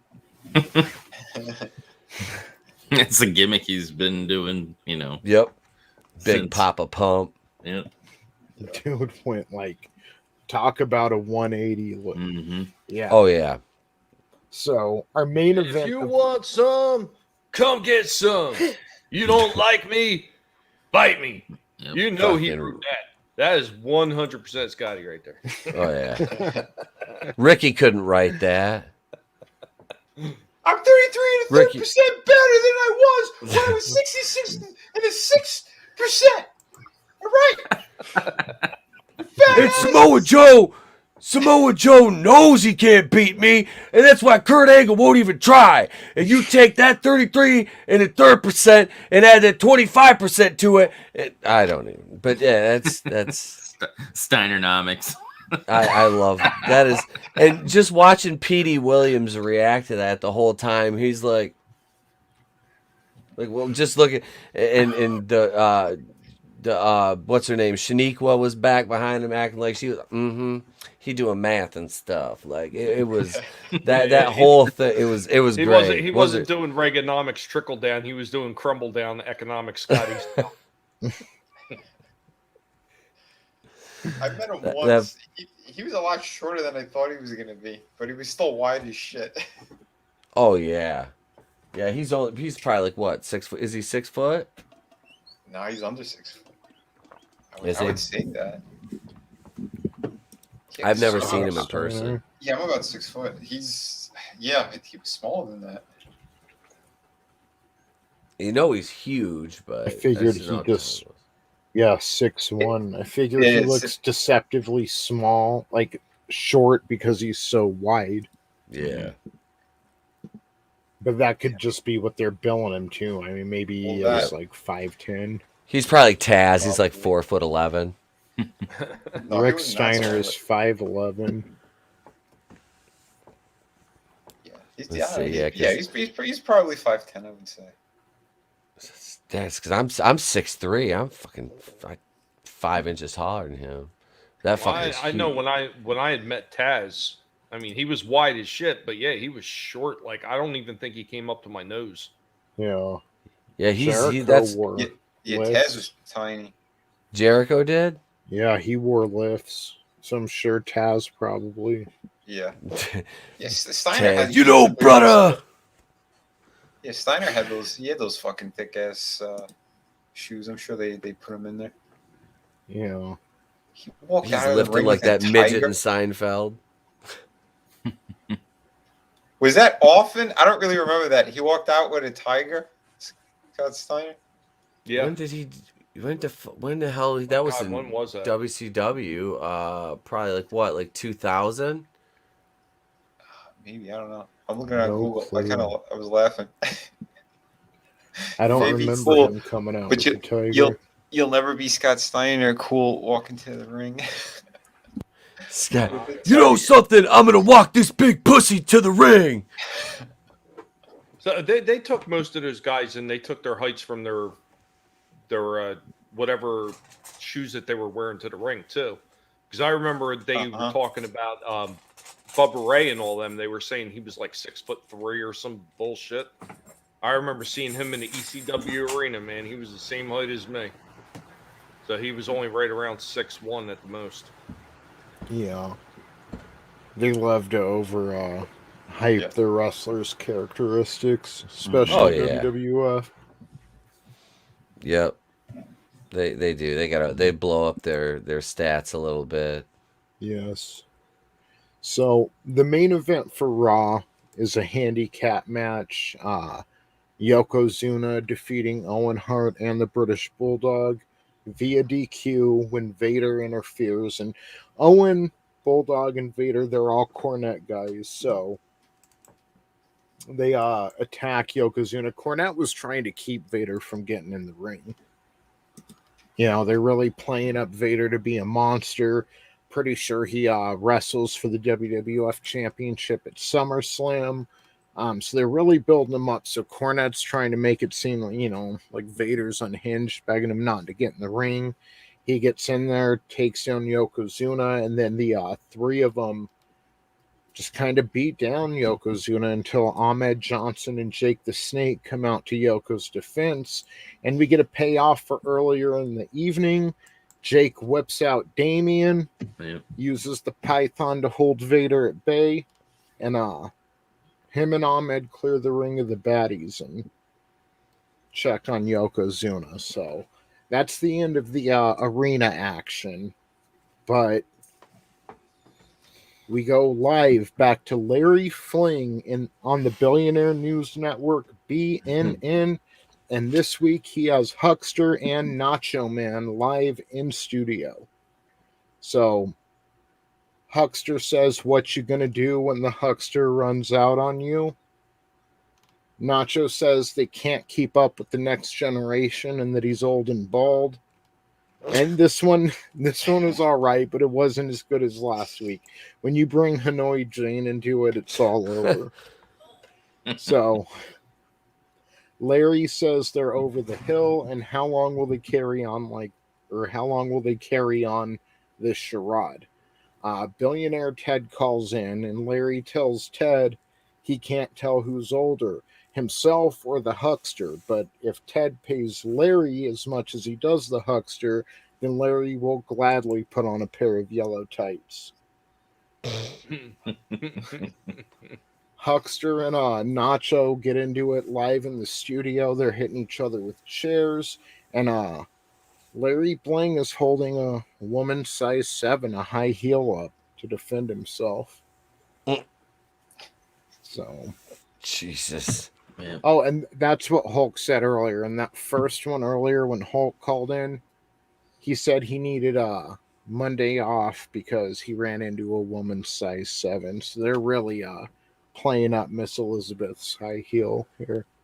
Mm-hmm. Vince just couldn't help himself. You never could. Hit this. No. Get over here, I want to grab your ass. I mean, harassment, nothing to me. They took a shot at Miss. Kiss my ass. They took a shot at Miss Elizabeth, and I'm like, don't take a shot at Elizabeth. Right. Mm-hmm. Right. What did she ever do to you, Vince? But she left too. They said something about her appearance, oh yeah, she's looking fantastic. It's like she is, man. Mm-hmm. Right. Still this is when Lex great. Luger was beating the shit out of her. She looked amazing. Man, what a piece Was of that shit wrong? that is. They were beating each other during fucking drunken cocaine fueled rages at their condo. Yes. Yeah, wow. She deserved, like, why fucking Lex Luger, man? You could have held out for Dolph Ziggler, bro. She could have had Dolph Ziggler now, you know? Yeah. She still would have looked better than Sunny. Dolph Ziggler's Yeah. like, oh, she's all bony now.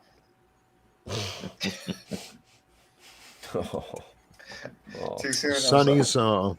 Sunny's been doing DDP yoga though. She's like DDP, I think, is helping her out. And the way he helped out Jake the Snake and Razor Ramon, and so I hope so. Like, I saw a picture of her. She took a picture of her and DD, or maybe DDP shared it on his DDP yoga. But I was like, holy shit! Like, it looked like she lost about 30 pounds or so. She's on her way. Oh wow! At least she's not looking like Anna Nicole Smith anymore. We're good. She's got some work to do, but it looks like, you know, maybe she's, and that's more than just getting in shape. That's you know, turning your life around type shit. So, you know, I hope that for her, because like Sunny was my crush in the 90s. So kind of sucks to see like how hard she kind of fell off. Oh yeah, falling off is putting it very mildly. How old is she now? 50 something. She outlived Chris Candido. Yeah, that's crazy, huh? She's Right. December 7th, 1972. So she's 49. Oh wow. I thought she was like 5 years older, to be honest. And she looks every bit of 60. Let me see if I can find that DDP yoga picture with her. Let's see That's crazy. She was born the same year as me, huh? That's nuts. I can't. She was just, like I said, the last time I saw her, she was rough. If she's doing the DDP yoga turner, and DDP just got married. His wife's hot as hell. And she's like in her late 40s, but he's like 65. He's not with Kimberly anymore, is he? No. He married this Paige McMahon chick. McMahon. Yeah. Not that McMahon family. Yeah, Kimberly was strictly against yoga. She was like, not in my house. DDP just was like, I'm gonna make some other chick feel the bang then, baby. Yeah, Sunny has one of those faces, you know. Yep. Like, she's cute, she's got a good body, but then she's got that face, you know. So she was cute enough to never have to learn to wrestle. Yeah. Yep. Well, back then they didn't really care about the wrestling part of it. Yeah. I guess they wanted to do Sunny versus Sable, but because she was still in WWF for a little bit. I think she went over to ECW in like sometime in mid to later 1998. She did, because she was over there with Candido when he left the Fed. Tammy Lynn Sitch. Yep. And then they had Dawn Marie bitch. Yeah, Tammy Lynn bitch or whatever. Yep. Oh, man, God. I miss those days. The Ring Rat versus Ring Rat feud. The promos though, the Dudleys, it's still on YouTube. If you've never seen the Dudley Boys promo from ECW Heatwave 1998, do yourself the favor and go watch it. It is the quintessential, most vulgar promo I've probably ever seen, and it's my favorite. Just Bubba Ray's level of savagery on the microphone is just unprecedented in that ever. I know I've seen it, but it's been, because, you know, I had my little pay-per-view trick back then, so I saw all the pay-per-views. But I need to watch it again. It's been a long time. I remember they used to go out there and fight. It'd be like, I can't believe this is in wrestling, you know? Mm-hmm. Oh yeah, dude. He was like, at one point, he's like, "There's a mom in the front row who taught her daughter to suck dick how to take 9 inches of black dick from my brother Devon." Just say. He goes, he calls the one guy in the front row. He goes, "There's a bundle of sticks in a Hawaiian shirt, like just, but he didn't say bundle of sticks. He said the French word for cigarette. It was." You're like, holy shit. It is because I was 18 and I was watching that going like, I swear for God, if I ever wrestle, I want to cut a promo like that. And so I couldn't swear, but I had to come up with creative ways to call people fat white trash with no teeth. So, and it was always fun to like figure out how to do it. Like I just remember the one thing I like saying was, I was like, if I had $1 for every tooth in this room, I'd have about a nickel right now. Look, and I look around here, tell them their family gene pools don't have filters. The family tree's a telephone pole, Is that your prom date or your sister? They're probably the same person. It just basically anything I could do without swearing, and I would get away with.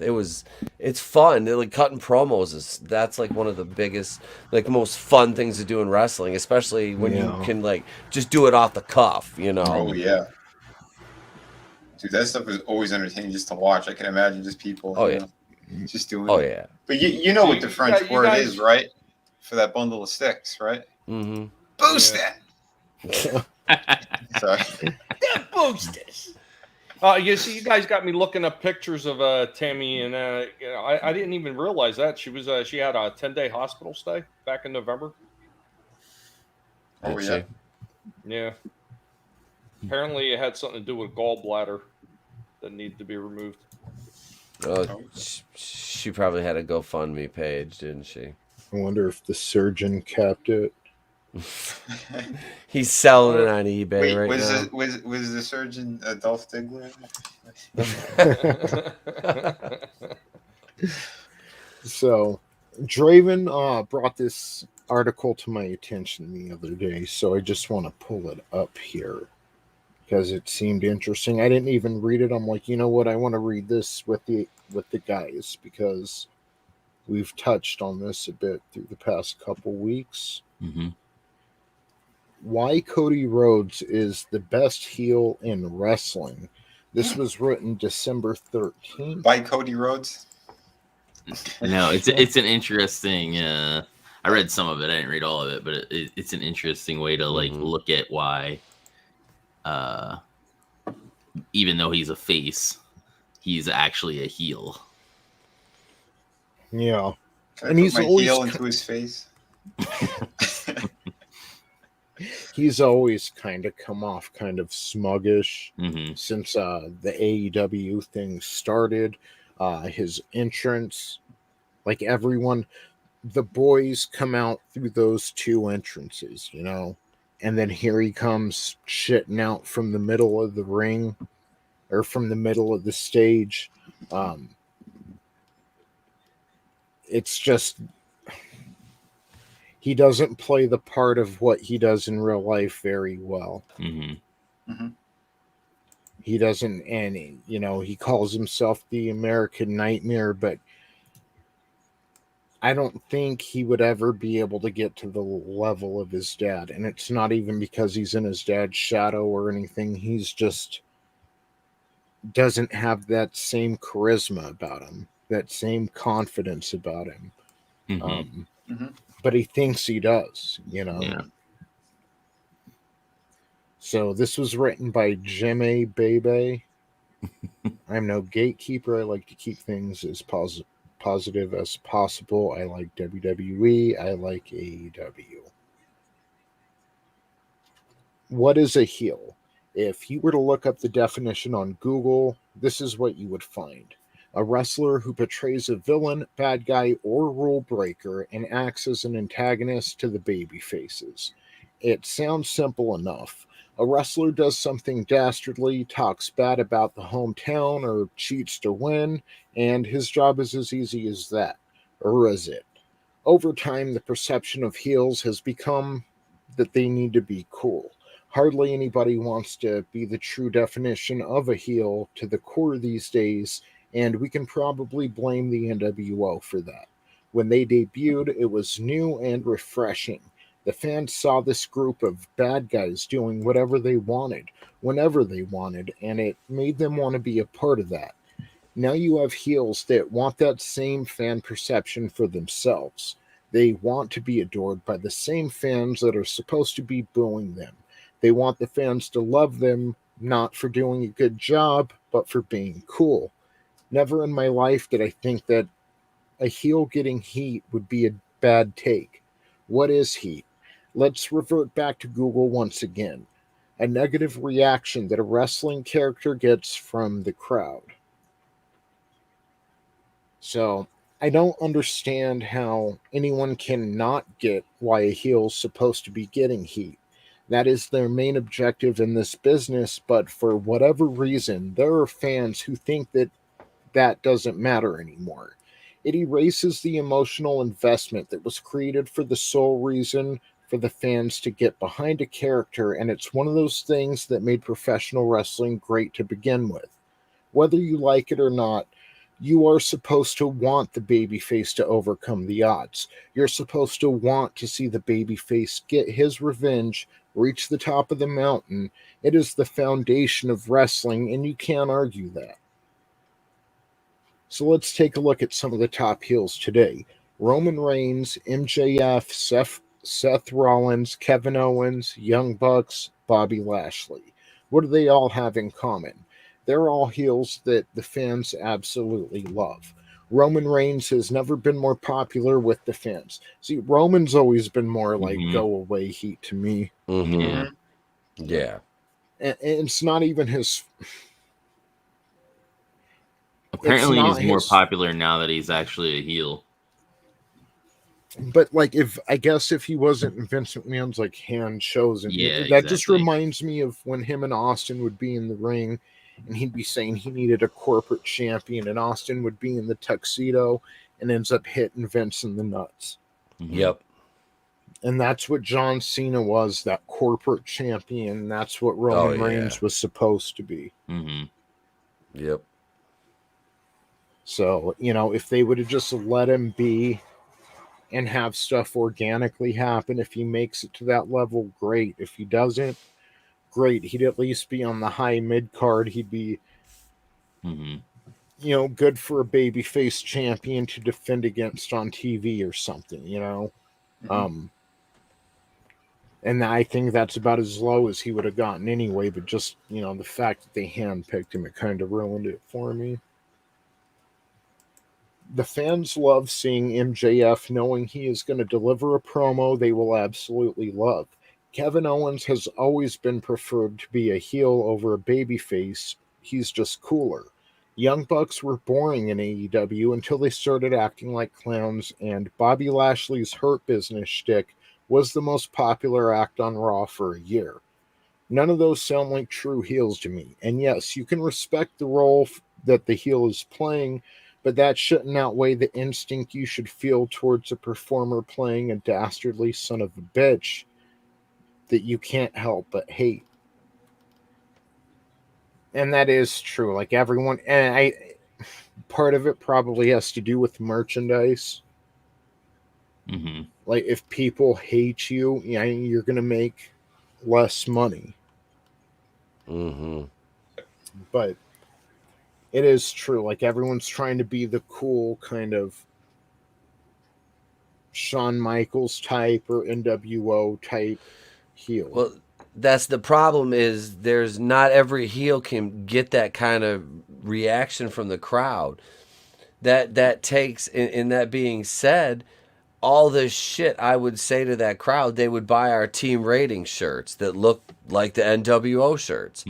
They would come up to us and want us to take pictures and like I said, they wear our merch while we're sitting there taking a picture after I just called you dumb toothless white trash.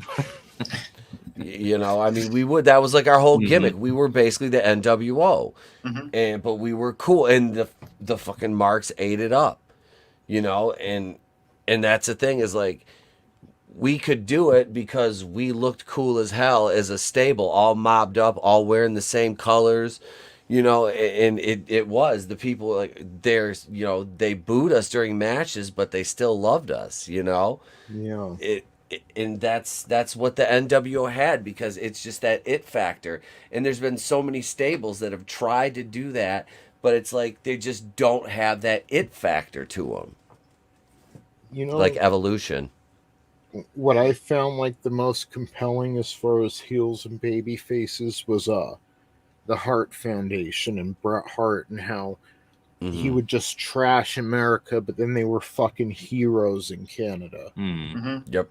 And, Oh yeah. Like, so if they had some like red-pilled hardcore fucking, I mean, I know politics isn't everything, but it might be interesting if we had some red-pilled motherfuckers on this side, blue-pilled on this side. This week they're in fucking Los Angeles. The next week they're fucking somewhere down in Florida or something. Yeah, get the same effect. Maybe not. I don't know. You know, all that talk about that stuff, I think really what's more important than that, Tony, is that Tracy Lord at 53 is still bodacious as always. I know. Like, what's up, Yeah. Sonny? 49. I used You to got- see Tracy Lords all the time at a Florida showdown here. She did look Nice. great. She looked just as lost though. Big spender Vinny. I didn't say I was banging her. I said I was. Jesus.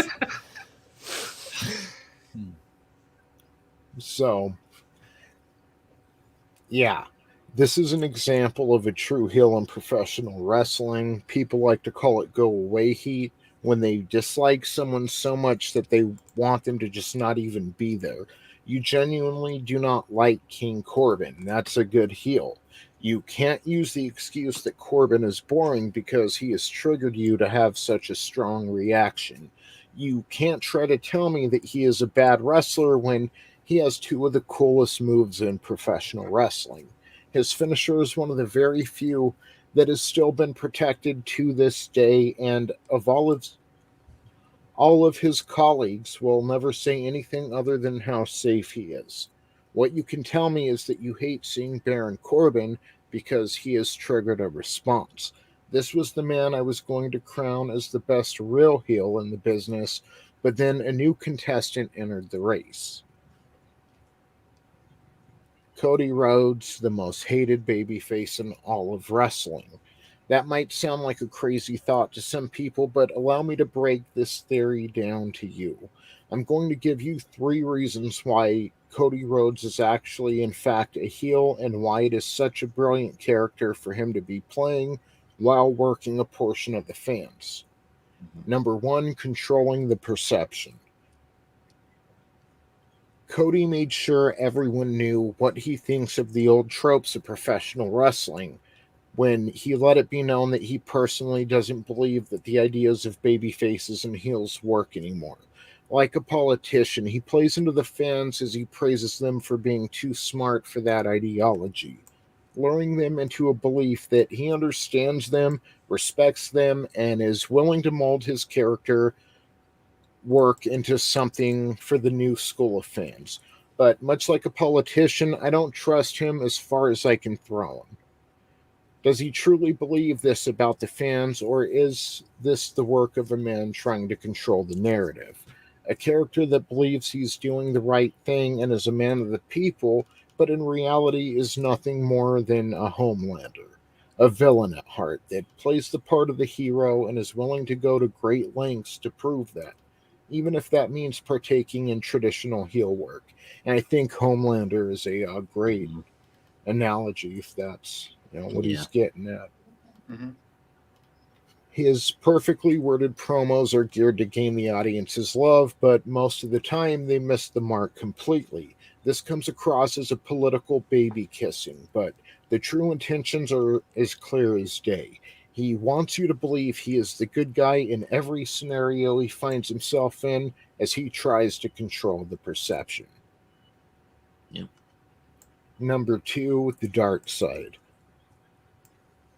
So if Cody is trying to trick the fans into believing good guys and bad guys don't exist, what does he truly gain from that? Well, it allows him... One second, guys. Well, it allows him to blur the lines of what is and what's not acceptable behavior for baby faces and heels. He parades around with the good do-gooder attitude and a clean-shaven face, equipped with a condescending smirk. He's allowed to exhibit heel tendencies and get away with it because he told you that stuff doesn't matter anymore. Some fans have figured it out, while some continue to fall for the ruse. What makes that part so interesting is that it is the kind of character that causes division amongst the fans, and that is the truest evil one could project onto their viewers, Ryan Johnson.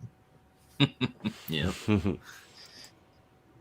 Politics are an ugly game because you are either on the right side or the wrong side.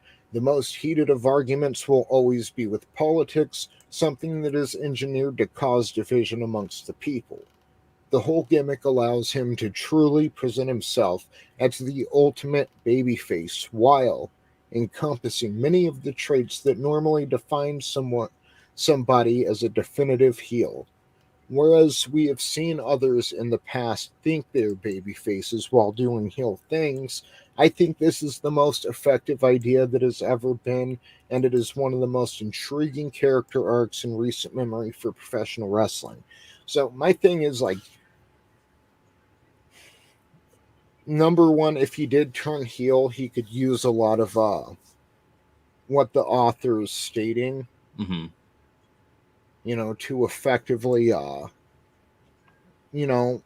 To effectively, make it work. Yeah. But, like, that's asking a lot of the fans, because he was talking, like, 2-3 years ago, before AEW was really even starting. I mean, they were starting, but they hadn't put on but maybe 1 or 2 shows or something. That's when he was talking about, like, the babyface heel thing. Mm-hmm. So, I mean, I know recently he said about the fans, like, you can boo or whatever, like who you like, and that's your prerogative or whatever. But, kind of made like a thing about it recently too.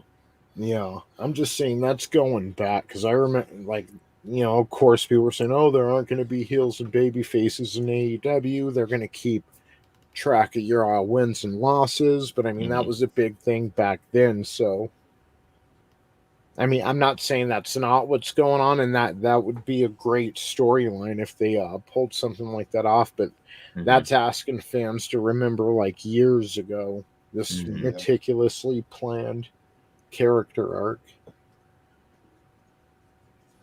So number 3, actions speak louder than words. We have a heel tunnel. We have a babyface tunnel. Cody splits the tunnels and makes his grand entrance through the middle to keep up with the facade. The amount of money and time it goes into his grand entrance is to imply great importance and celebrate the man that is Cody Rhodes, but it is nothing more than overkill to distract those not in the loop of the deeper meaning behind his character. And that, like, since I remember the first time, the feeling I got the first time I saw his entrance, I'm like, I hope this doesn't turn into another, like, Jeff Jarrett. But Jeff Jarrett was, like, unironic. He really thought that. So if Cody was doing it to be ironic, that would be pretty witty of him. Yeah, Jeff even told you, ain't I great? Yeah. Jeff's got all the stroke. That was my favorite, like, one of my favorite line is, I got all the stroke. It was like so arrogant. I was like, oh my God, he's just he's airing the politics. Had all the stroke though, yeah, because that one arm was really beefed up. I'm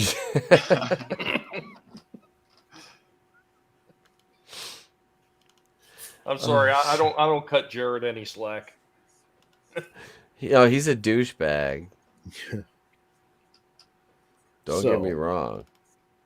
The inside joke is that Cody.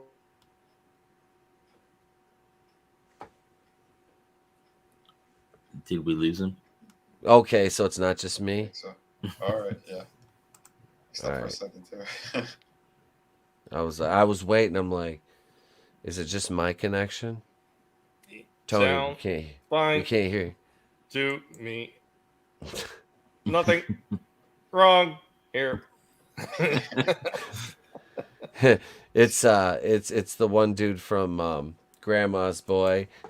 Don't be mad at us. Remember what's his name? Nick Swartzen. He's making fun of JP. Adios, turd nuggets. Doo doo. Yeah. You're a weird fucking guy, JP. I thought for a minute there that Tony was trying to do a William Shatner impression. We lost him.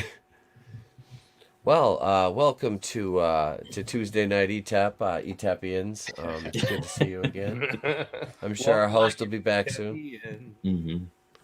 See, Tony, if I was admin, I'd have this problem. I'd have another article shared right now. I was actually, I had one I found in my email. It was the last 10 WCW World Television Champions ranked worst to best. Oh. Yeah. So there's that. I was kind of looking at that one. Let's see. It's actually kind of an impressive list. Number 10, Scott Hall. And he's ranked so low because he threw it in the trash and forfeited it. He just was like, I don't want this belt. Yeah, he threw it in the garbage. And then that's when number 9, Hacksaw Jim Duggan, found the belt in the garbage and claimed it.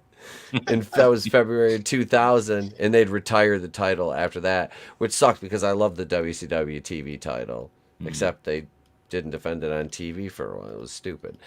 Stevie Ray, number 8, one half of the Harlem Heat. Number 7, Dave Fit Finley, after he ditched the mustache and the mullet when he was the Belfast Bruiser. Oh, you're back, Tony. All right. Yeah, so we're getting like 40-mile-an-hour wind gusts so if I cut out, Okay. that would be the reason. All right. I didn't realize you're back. I was reading through a list of the TV champions, but you're Thank back. you, man. No, you're welcome. I didn't realize that Walton was that close to you, Tony. I'll tell him to shut up. And what's up, Glenzer? Great to see you. Thanks for jumping in, man. Hell yeah. Just Jeff just Church. tells you too. So, what was the last thing you guys heard? When you had the article pulled up, Yeah, I won't put you on the. I'm like, am I still on? Because it got silent, and then I saw the stop sharing thing disappear. I'm like, yeah, I think I think I got booted. it's like, where the hell did Tony go? So, yeah, 3 actions speak louder than words. We have a heel tunnel. We have a babyface tunnel. You guys heard all that, right? It started with the joke part, the inside joke that Cody wants to be like Triple H. That's where you last left off. Cool. So I didn't go on reading too long like an idiot. The inside joke that Cody wants to be like Triple H is even used as many viewed his character. The inside joke that Cody wants to be like Hold on. Sorry, guys. No, you're fine. Mm-hmm. Okay. Even used as many viewed Triple H as a bad guy for politicking his way into certain talent for his own benefit. What does Cody do? He welcomes the comparison with open arms and even plays into it every once in a while, all while painting the same picture that he too buries young talent in favor of himself. He knows what the fans think of Triple H for doing that. He acknowledges it and still plays right into it. Why? Why would a babyface want to embody that image? More line blurring. And last, but certainly not least, why would Cody feel the need to put a man whom his beef with is minimal, at best, through a flaming table? That is not the actions of the good guy Cody portrays. He can say all the right things, but at the end of the day, actions like that tell a much different story. The table spot was the final piece in the puzzle for me. It allowed me to crack the code of who Cody truly is, and since then, more signs have followed as fans seem to be coming around to this idea that Cody is in fact a true heel. Cody is going to do what he thinks is best, and his thoughts outweigh any of the fans. It is why he continues to stay the course of never turning heel, even though his actions go against that thought. It is why he continues to bring Brandy with him, knowing damn well that the fans think of her being forced on the show. And it is why he has removed himself from Twitter, because if you're not going to be on his side, your criticism is invalid and he wants no part of it. Off to Instagram he goes, where the fans are much more polite and agreeable to him, which sounds a lot like the idea behind the app Parler. A safe haven for your belief amongst others who share those exact same thoughts. And those are the reasons why I believe Cody is not just a heel, but the best heel in all of professional wrestling today. So, Yeah. that would be the best direction to go with him, even if that hasn't been the plan this whole time. Yeah. Mm. I'm still saying that they could probably use him to scrub toilets. Yeah. Thank you, Tommy. I'm there with that. He said what we were all thinking. Yep. There's not many things I agree with that piece of shit Jim Cornette on, but yeah, a disdain for Cody Rhodes is one of those things. I couldn't stand him when he was in the Fed. He's like the all the talent ran out of that family gene pool, like basically ended on his brother, and he's like he's basically like, the I don't want to compare him to Joaquin Phoenix and River Phoenix, but it's like he's kind of like a reminder of what could have been with Dustin, but I don't know. It's like He was what was left over on the mattress and just shoved in there after the fact. Yeah, he's terribly, like, he's trying way too hard to be like Triple H. That's what it is. He thinks him and Brandy are going to be like Triple H and Stephanie, and it's not like going to be like that, bud. You're wrong. Yeah, like they have the show and everything. Like it's just like, yeah. Cody is like the Dusty threw away the condom and the chick got it out of the trash. Damn. Savage. So, yeah. That's about it. That's about it. Cody Rhodes, a prom night dumpster, baby. So what was left on that list of top whatever? Oh, the TV title holder. Yeah, the TV title. Yeah, you got to do something because you started with fire All right. and you're ending with a smear. That's no good. All right, so we'll recap. We had number 10 was Scott Hall. He threw the belt in the garbage. Number 9, Hacksaw Jim Duggan pulled it out of the garbage after Scott Hall threw it away. Number 8 was Stevie Ray. Number 7 was Fit Finley after he ditched that mustache and the creepy porn stash and the mullet as the Belfast Bruiser. Number 6, Conan. He was originally considered by many to be Mexico's Hulk Hogan. Number 5, Rick Steiner. Number 4, Chris Benoit. Chris Benoit, ladies and gentlemen. Number 3, Big Papa Pump, Scott Steiner. Number 2, Chris Jericho, which he was really good with the TV title and the Cruiserweight title. And number 1, Booker T, ladies and gents. 5 times. Yeah, Booker T was the he won the TV title a couple times. I think the final time was he beat Steiner for it 99, but he'd go on to lose it to Rick a little over a month later. But yeah, so he won a couple TV titles. But good. I like Booker T. I always did. Yeah. I thought what they did to him in the Fed was criminal considering how talented he was, but they kind of redeemed it later, after they had to have Triple H bury him, and then he could be a member of the roster and get a push, because he had to do the big job. Push for the Spitteroonie. Come on. Yeah. King Booker, remember that? King Booker. Put his pinky up in the air. Queen Charmel. Like, it was weird because the King of the Ring was usually reserved for like an up and coming talent, and then Booker had already been to the top of the mountain. Mm-hmm. So for him to win the King of the Ring never like sat right with me. Mm-hmm. It was different. All I hear is white supremacy. Well, here's the thing, that they've used that King of the Ring lately to like minimal success. I mean, I remember the last time that I was watching that trash dump, they had it on the Lone Wolf, Baron Corbin, and that really took his career absolutely nowhere. Yeah, it used to mean something though. Yeah, I always thought they should treat it more serious because it has a lot of potential. It had prestige back in the day, the title of King of the Ring. They took that away from it. The same way that certain belts, like we were talking about the TV title, Scott Hall threw it in the garbage. And while, a lot of people, they get jaded, they'll say, oh, that's just a prop.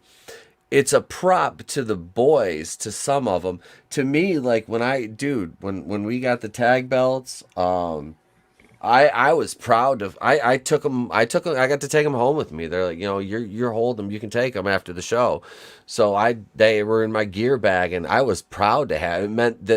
It means the company has faith in you enough to put a title on you. Mm-hmm.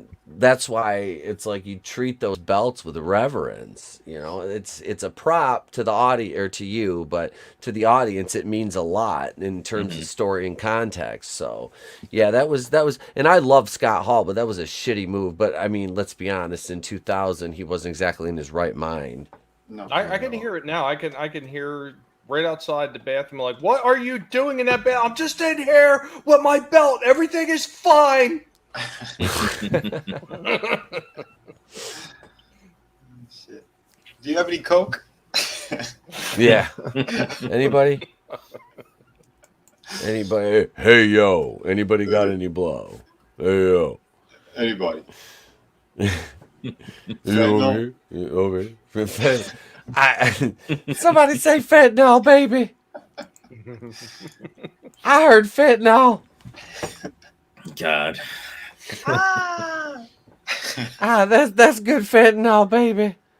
I can't breathe. You're talking, George. Even Ted is laughing. Ted. So if you say fentanyl I'm Ted Turner in the mirror, does he suddenly appear? Yes. Look out. Blessed Saint Floyd of fentanyl. Now say 10 I can't briefs and repent. I'll stop. Oh my. Dude, I'm sorry, I'm stoned. Is that list over? Oh, dude, yeah, it is. Oh, okay. I'm like, It's been over. I was just going off on a tangent about George Floyd 10 I can't briefs and isn't it something for the Hail Mary? Something for a Hail Mary. La, da, da, da, da, da. You would think that they would make that the national song for George Floyd now, My Neck, My Back? Wow.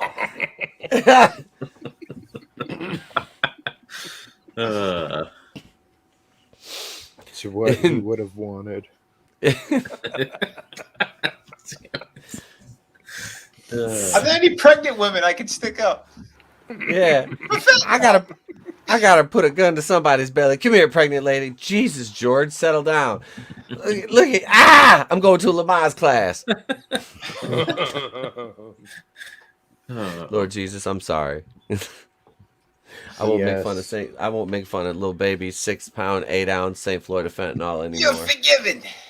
If you get a booster. Oh no, he's giving out boosters. Yeah, repent.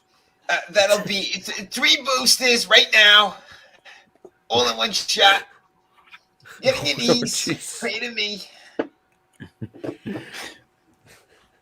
It's like the new Hail Mary. That's right. Like from the Alpha and Omega, the science. Yeah, and the Omnicron.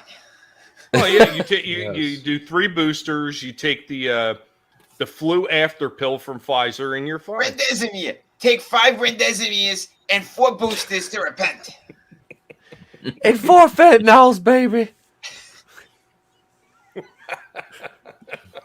Oh, sweet baby Jesus. Hey, wait a minute. Wait a minute. Wait a minute. Light a candle, take a booster. Did somebody say fentanyl?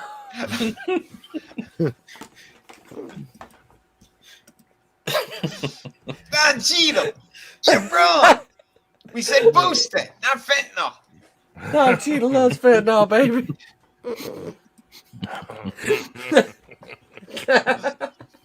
Oh my god. Oh god, help me. Take some horse paste.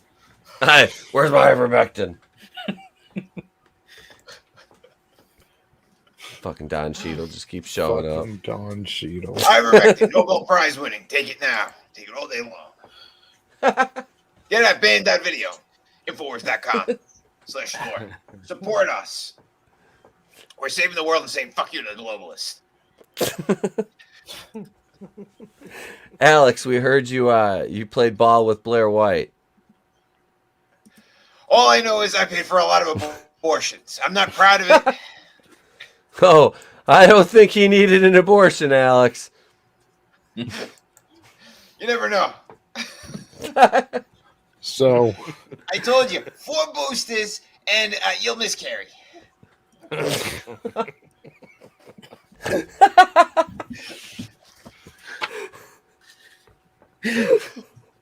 Jesus. Trust the science. I think we broke Etep. Oh, no, Mike Lindell. No, Oh no. Oh no. Hurry up, Mike, because we can't do this all day. You're going to love my nuts. I'd be more impressed if 4 boosters would impregnate you, but whatever. You never know, but you can trust the science. How'd I get pregnant with an Asian? How'd I get pregnant with an Asian baby? I got 4 boosters. Yeah, it's white adjacent. You're fine. When the boosters put you in a coma, we're going to send in the Cuomos to rape you. Oh, Jesus Christ! So That's what happens on the 25th booster? Do we wind up getting the Wuhan Messiah or something? I am the Wuhan Messiah. Hey yo, I heard somebody mention one of the Fredos. I showed up here.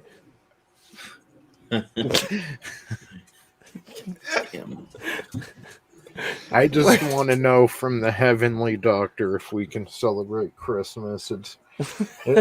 We're, in the week and a half from now. I haven't seen my mom in 2 years. Dear Heavenly Doctor, we're all triple vaxxed, double masked. I've got latex gloves on, and I use hand sanitizer on those, so. Well, I'm very proud of you, but they don't mean shit unless you get your 25th booster by the 25th. It's called New Christmas. That's when I come to your house. Do you use the booster vanity calendar? You Or all shut advent, up. the advent calendar. I'm naked as a You need to jade. listen to this man. He is a genius. He is bringing forth the boost apocalypse. Just listen to him. He's a genius. Thank you. Nancy Pelosi, myself, we're going to show up naked. I'm just wrapped in the love of boosters. This is the new Christmas. Wow. Brandon, make sure. He said I'm the president, so I get to do whatever I want. Make sure you rub the masks on your buttholes in the bathtub. What's up, Daytona Falls? Good to see you. Thank you for What's going tuning on? in. Daytona, I hope you are ready to celebrate Boostmas with us. We wish you a happy boost, miss. Just do it.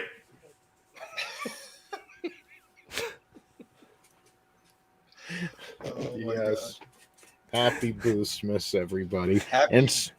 Yes. Yes. Speaking of Boostmas, I don't know if we're gonna be back. Hold on. Yeah. I got a special message from somebody that Etep loves. Oh no.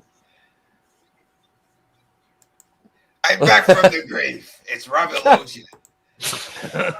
Drink your juice, Billy. Billy, who would it take for you to listen to if we said, hey, Billy, this person's here, drink your juice?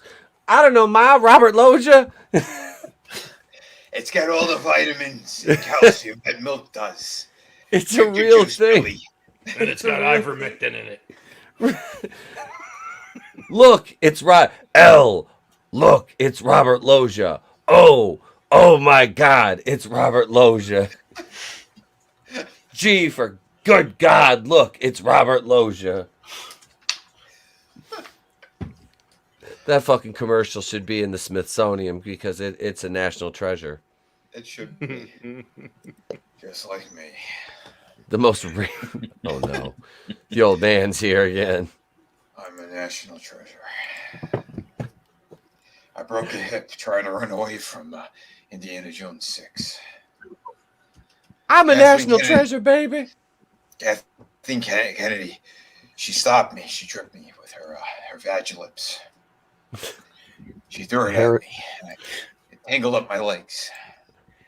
Harrison, is there any truth that the body they found on set was Leticia Wright? And now she's quote unquote distancing herself from the franchise. Yes.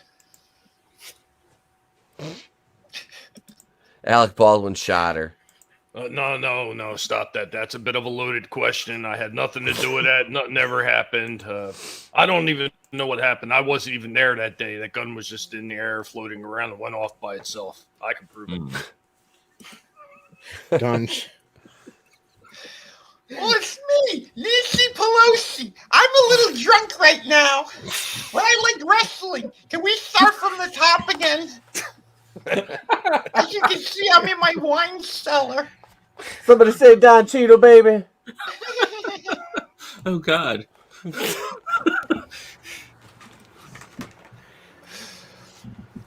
think we're all drunk and high right now.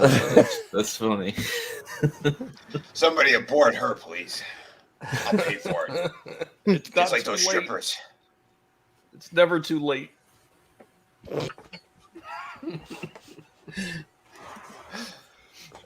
There's only one way to boost. Din, din, din. Kiss has got that new song. I wanna boost all night. Yeah. Get your Kiss boosters. Punky Booster. Punky booster. Brewster's Millions. I love Brewster's Millions. Hold on, I got a better Nancy for you. Oh God. I'm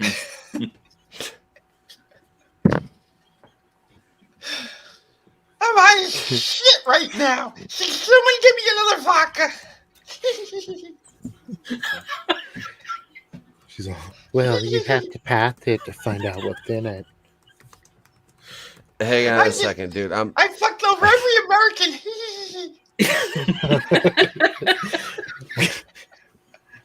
How are those stocks doing, Nance? Fantastic! I'm worth another $450 billion. You know, there are people that literally, because the politicians have to disclose every few months, they have to disclose what they invest in. And there are people now that just wait for that to come out and invest in whatever Nancy Pelosi's investing in. Oh, got a bot. All right, there we go. Hey, we should be able to play this without any copyright problems. This is this video. This is the video that got me suspended from the air right here. I played this on the radio station. This is some great Nancy Pelosi-isms right here. One of my finest hours. Today is the 1st of May. Hooray, hooray. The 1st of May, we used to say when I was a little girl. It was either called Memorial Day or Decoration Day. 300 years ago. That's history to you. It's my youth. Oh, I don't support it, but it's not. Again, it's not like, you know. In other words, there's an emergency. There's a burning building. We have to put out the fire. I'm not going to have a conversation about the color of the buckets that the water is in. I don't know if these people were all sprung from the head of Zeus, or maybe they're all Native Americans. Bless their hearts. But somebody came from someplace. Do you have any questions? I was thinking about it on Sunday when I was praying for the Republicans in church, as I do at least every Sunday. I pray for the Democrats and the Republicans for our country. What his name is, Isa, and this is why I said this is a game changer. That it's a whole new ball game. This is me throwing up a ball. I think so. Oh. I think so. Cupping balls. I think so. Yeah. Congratulations to sportsmanship. Just kick the can a little bit, not even down the road, but down the path a little bit. I don't know if it's conventional, but it wasn't wisdom. Take it off the table. He's publicly Take said it off the table. It's just don't mess with the children. I do think the House of Representatives at this time is an That sounds unsafe odd place coming for from children her. and other living things. The bishops talk about a baby Jesus. What would we do if Moses had not been accepted by the Pharaoh's family? We wouldn't have the 10 Commandments. They don't know. Is that the one where we're singing We Shall Overcome? Well, what's to think? There's something right now.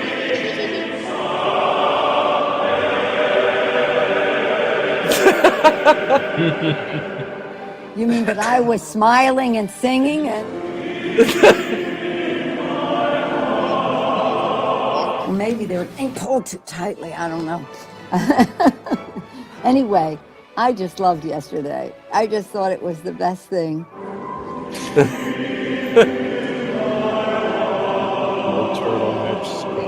I think that's some kind of an acronym, but I get these acronyms all mixed up. But it starts with bank on American Opportunity Text, American student, bank on student, so that BOSEL. Does that mean anything? No, because we are sophisticated. Now, I used to be on the street. You know, I was an advocate. I had the signs 30 years. Turning tricks. Single payer, single payer, single payer. Public option I never heard of. Single payer. Wow. And We then are right all after now that, dumber Some for slow. having seen that. Mr. Kyle ran a train on us. Just take Hello, it slow. sir. You know I've liked you for a long time. You are awarded no points, and may God have mercy on your soul. It's fine. I have no soul. No soul, no cognitive awareness, no intelligence, no nervous system. Nancy's just run on pure gin at this point. Integrity. I don't have any of that either. No. Give me another Fucking laugh scotch. at the end is great. Slaves, get me another scotch. Peasants. Hello, my fellow peasants. It is I, Emperor Nancy. Me and Xi Jinping.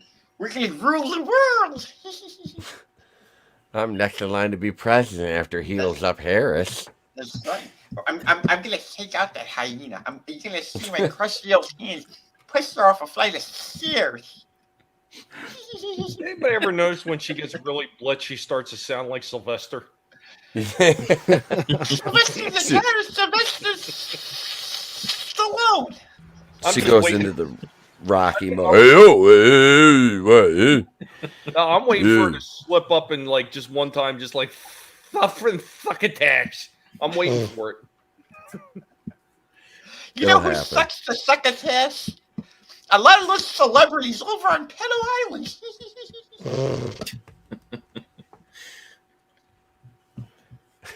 Oops, I think I said too much. Quick, I need a doctor. More boosters, Nancy. More. Don't worry, we're gonna give a whole bunch to people. We're gonna go up to 147. Cancer and death for everyone. And then once you're done, you're just gonna reload it and shoot it again. Agenda 2030. That's when I become 146 years old. No one knew. Brilliant, all of it. I can confirm these rumors, and also tomorrow morning Kathleen Kennedy will be fired. Never mind that contract extension. I told you. I'm going to give you that information later. My source is inside Reddit. I mean, Lucasfilm. I forgot. I'm signing into my account as we speak. Hold on, dude. Brilliant. I love you all. I'm just kidding. I hate you all. Die, everyone. I am the emperor of the world. Come on, man. Fuck all these globalists. Oh, Alex out. All right, I'm done. I'm done. Jeez. That went to a very strange place. Of course It you did. did. It did. Tony just muted. He's like, fuck this, I'm out. He goes, I'll just let him. God. He's like, I'll let him. He's like, I'll let them tire themselves out, and then I'll just come in and close out the show. We got this. Where's We Johnny got Cage? this. He loves when I add new ones. He's like, oh god, not another one. Nancy's good. I love it. That is a good one. Okay, it's the only one that doesn't rip up my throat. The You gotta laugh have- at the end sells it. It's the scotch. It goes down so smooth. Nathan's smoky. Oh shit. Yes. So, next week, guys, I Etep, you're going like next Monday's your last day, right? Yeah. I'm wondering if maybe like we should take the Christmas week off and then come back after that. But I do want to do like something for Christmas or something next Tuesday. Just, yeah. So I don't know. But I don't think we're going to cover the next 2 weeks, and then we'll be back like the next 2 weeks in wrestling time. We're just going to take Christmas week off, and then we'll be back to begin March 1996. I'll probably have some kind of live stream over here next Tuesday. Just we might not cover the Monday Night War. So that's what I'm thinking. It's Christmas time. I'm happy. I love this time of year. Yes, sir. Spider-Man's oh yeah. By the way, yeah. we're doing Going Rogue tomorrow over on Etep Wokuian's Place to Be reviews. And the link for that and everyone's links are in the description. But Friday, we're going to be talking about Spider-Man No Way Home. Yep. What time is that, sir? We're gonna probably do that around 10. I'd say about 10:15 Eastern Friday night. Because the movie's about 2.5 hours, I think. Mm-hmm. Yeah. I'm going to see it at 7, so to about 9:30 with the end, because there's 2 post-credit scenes. Okay. So it'll give me some time to get home and get the kids settled in after the movie. So I figure I'll be able to start about 10:15. And we're gonna do full spoilers on that. We're gonna talk about everything. We got Going Rogue tomorrow. Tony and I are hosting that because we're doing episode 183 next Monday night, and then I gotta take off until the 28th.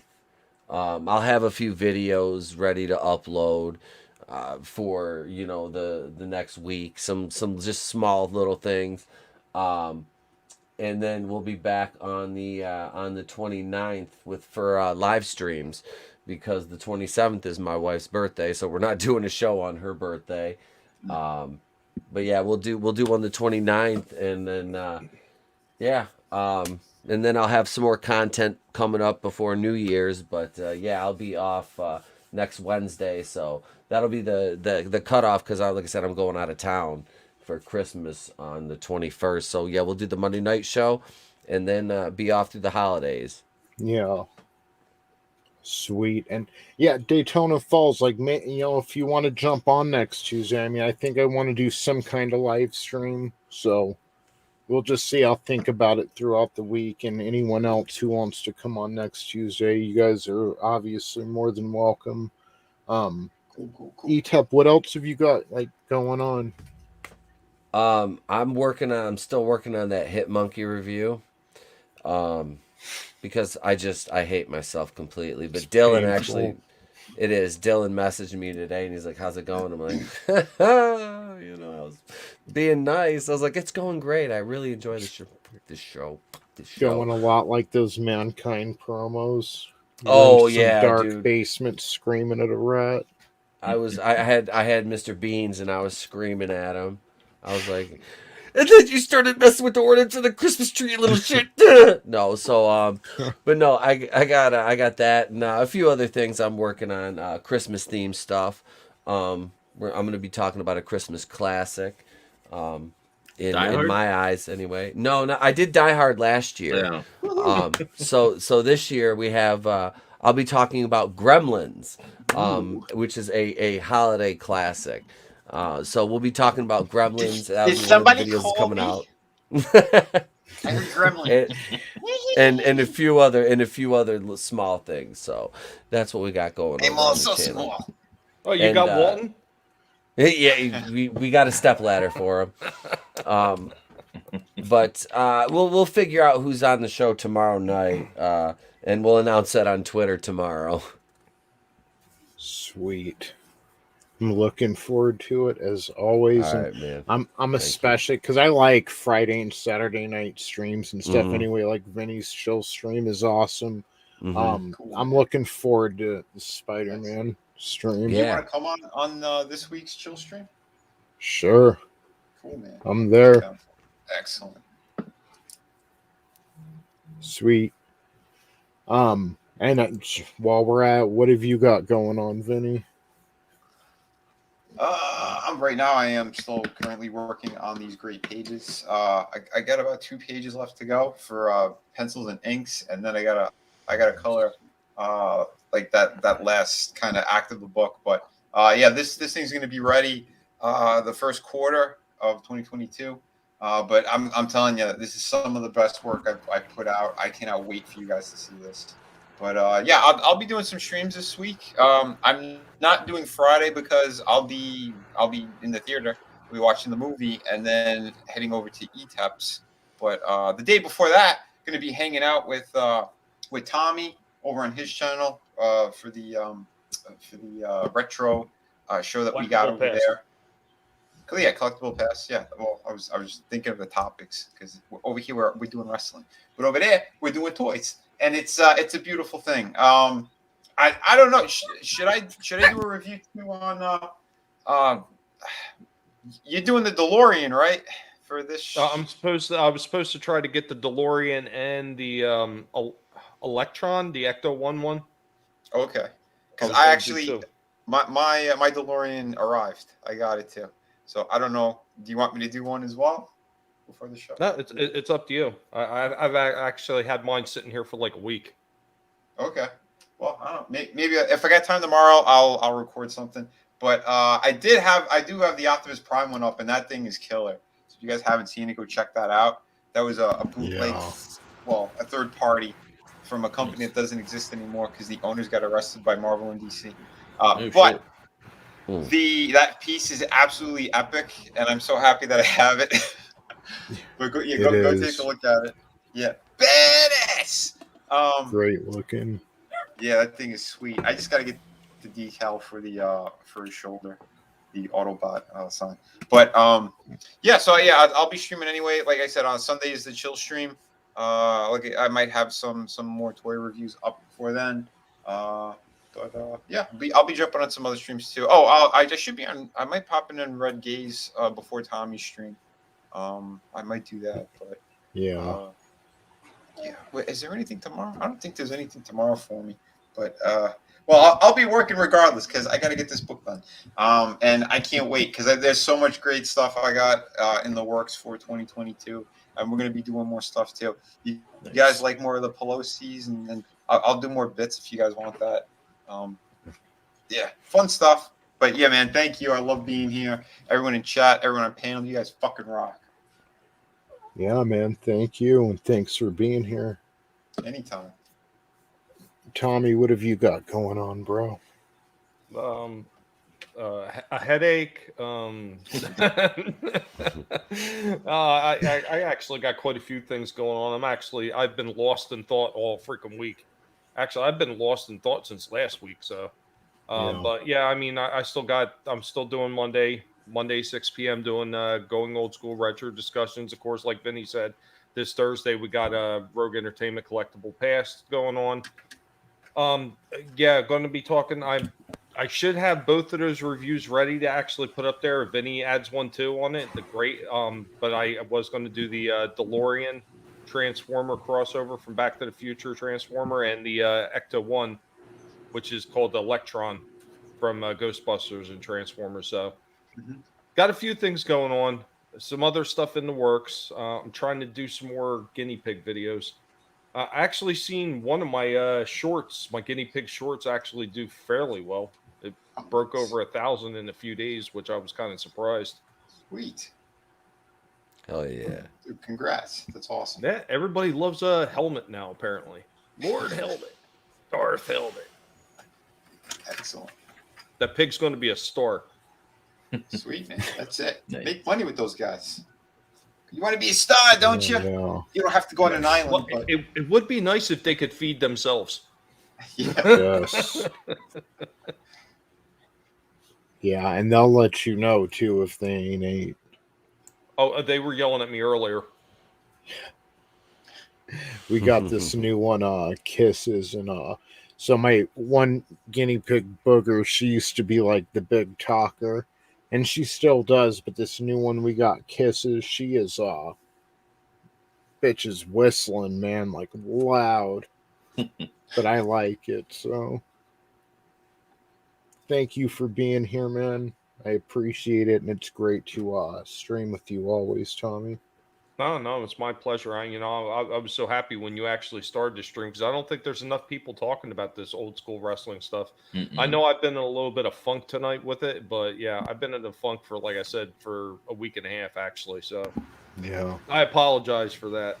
No need to, brother. And it's nice, because wrestling used to be so, there weren't many reruns back then. Like it would show and that was it. And unless you were recording them, that was it. So it's like, as soon as they came out with WWF Network, it's one of those things I always meant to go through the Monday Night War again. So I'm just glad to be doing it. I'm glad to have you guys here with me. I mean, good to be here. Yeah, man, because it's just memories from fucking back then. It's great. It was fun. That shit was good. I'll tell you what, when they took a WWE Network away, like as their own separate entity, and they sent it over to Peacock, there was only a few shows that were on it that I actually missed. And really, that was it. Like the Monday Night Wars, the Legends House. I like to rewatch Legends House because some of the interactions between Piper and some of them other guys was absolutely hilarious. Even like Mean Gene and Pat Patterson, their stupid old drunk asses. But the only other one that I found slightly entertaining is the cartoon one that they did where it was like stories or something, like story time. Okay. With the wrestlers. Hold on. Piper was in a fucking house with Pat Patterson?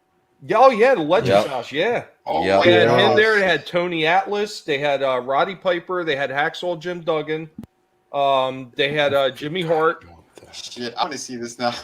No, it was absolutely I hilarious. If remember. you've never watched it, you should watch it at least once. It's Yeah. hilarious.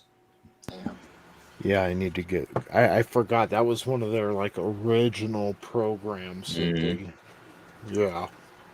Well, that was one of the reasons when they were doing signups, because I signed up before it was even available, because I seen that was one of the shows that they had slated to be launching Yeah. with the network. So I'd signed up something like 2 or 3 months before it even like became official, at least. And I was excited to see that series, man. I tuned in every week to watch that because that was fantastic.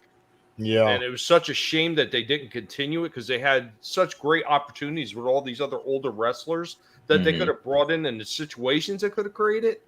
Oh, Yeah. it's such a damn waste. Such Instead a we waste. get the Oh, diva. Hillbilly Jim was also there. Oh Okay. yeah. Instead we get those stupid like diva e shows or Roads to the Top shit nobody cares about. Mhm. These girls looking for the Valtrex fucking pills. Daddy gonna pay for my Valtrex prescription? Oh shit! Draven, what No, have but you I'll got? pay for your abortion. I'm just doing the Twitch thing. I've been playing through Endwalker's main story, and I plan on eventually cutting that stuff up and just having the story and putting it over here on YouTube at some point. It's just a matter of finding time. I That created game some. sounds epic, man. It is awesome. Usually the story like has like a couple arcs in it, and things are kind of hitting the fan right now. Fire raining from the skies and shit like that. So yeah, so stay tuned to that. And I just uploaded some badges for people that if you decide to sub over there. Yeah, so Sweet, man. Yeah, thank you for being here, dude. yeah, anytime. Always fun over here talking about wrestling, and you guys always make it a bright spot in the day. So, shooting the shit and talking about wrestling and just being ridiculous. So Yeah. Who, us? Ridiculous? What are you talking about? I got so worried there. He said bright spot in the day. I thought he was going somewhere else. He was going to say a bright spot in his pants. I got worried. oh no. Twinkle, twinkle, baby, twinkle, twinkle. Ooh. What's going on up there, Draven? Clean up, man. I don't want nothing leaking down on me. Did he say I'll wet be spot journal.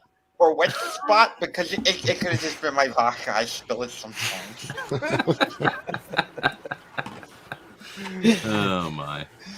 Oh shit!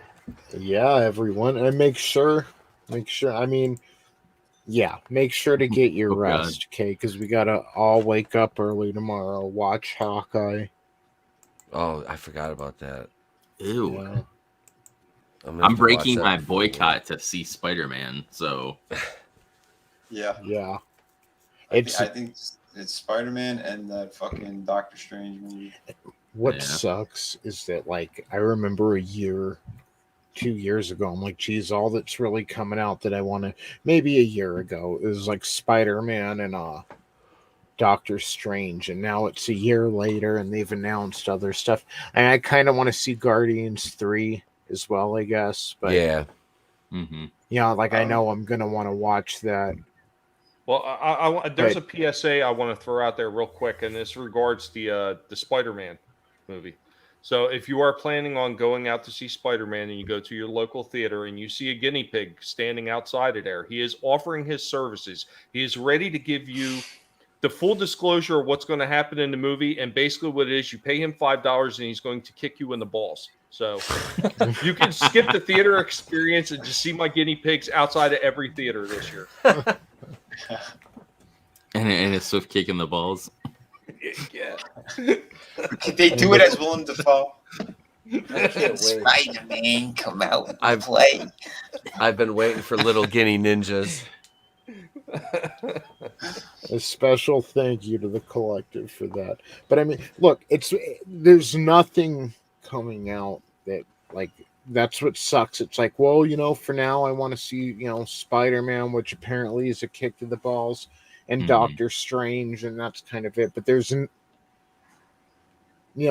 like I know they're gonna fuck up Fantastic Four. It's so hard to look forward to that. And It's same John with the Watt. X-Men. It's John Watts doing Fantastic Four. The same guy's doing Spider-Man now. I've seen some of those new figures that they were putting out for it, and they look halfway decent. I'm sure that's not what the finished product's going to look like, but Oh, the one in the big packaging. yeah, Yeah. I see them in stores too. They do look pretty decent. Well, I know a few of them are just like they're reissued with just slightly different paint jobs. When we get in that Spawn movie? Because Never. hasn't he been working on that for like the last 2 years, 2 or 3 years? Sure they're working on it. Yeah. I was like, well, I'm going to direct it. I wrote it. Took me 30 years to write it. Book called Spawn. It felt like with the first Venom movie, it felt like they announced it and Tom Hardy was going to play him, and it felt like 3 months later they had a trailer, and like less than a year later it was in theaters. Like that shit went real quick. Oh yeah, for sure. No, Spawn's not going to happen because, like I said, he had too many money issues. He owed New Line fucking over $40 million. Jesus. Yeah, that's why we never seen a sequel in like fucking 25 years, whatever the hell it's been. And now this one, because Blumhouse, again, go to a place where it's perfect for Todd because he's a cheap miser. So there's no real money being spent on it. And then they go, well, you know what? We need to change a lot of things. And because it's a black person, we need a black writer to rewrite your script. Jesus. Yeah. And he's such an SJW anyway. He hates America. I remember back then, corporate America. Corporate America sucks. They're a bunch of fucking pieces of shit. Go back to Canada then, you fucking commie. No shit. Yeah. Seth Rogen too. Fuck you, dude. Yeah. Go back to Ottawa or wherever the fuck you're from. Oh, they got good weed there, and I make trays for $600. Holy shit! Wow.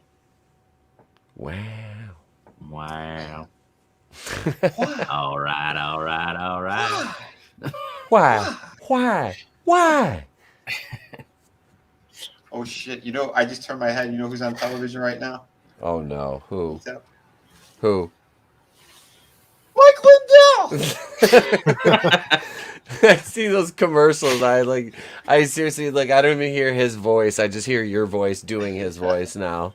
Holy shit. I'm from Minnesota. Hey, it's me, Mike Lindell. I got towels. I got slippers.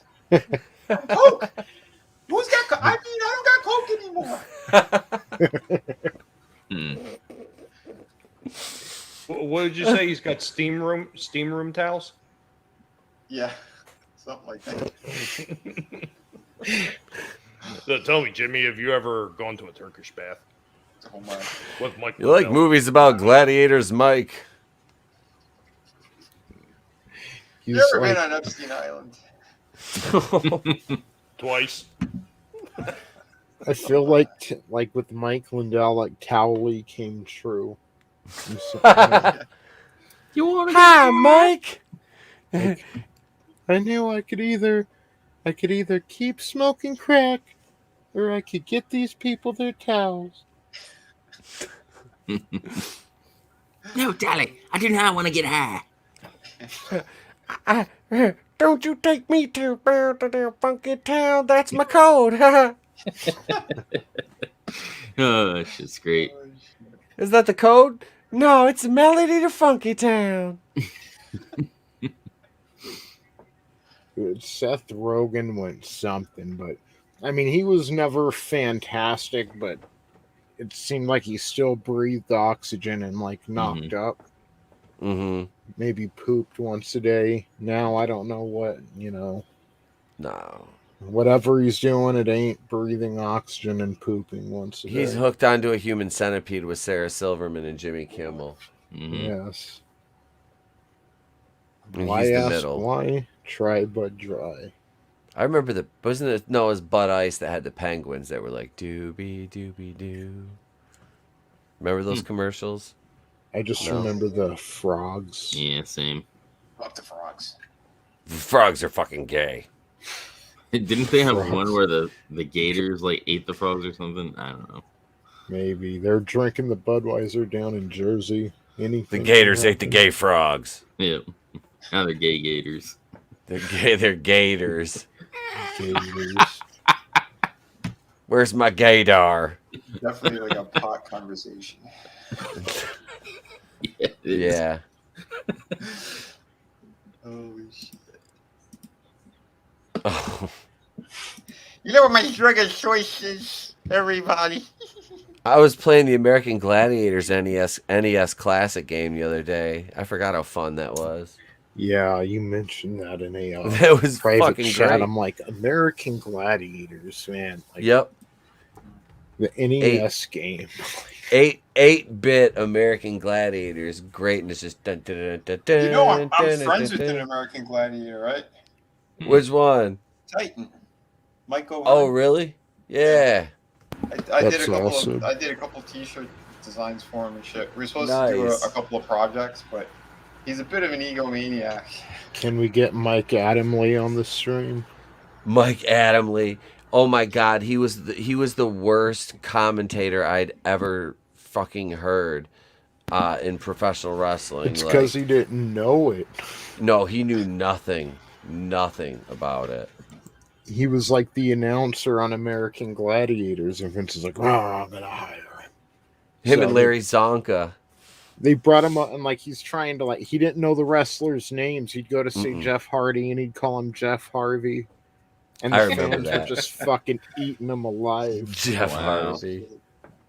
Like he was always getting the fucking characters, the wrestlers' Mhm. names wrong. Oh, he said, dude, there's so many like videos on YouTube of him just fucking up everything.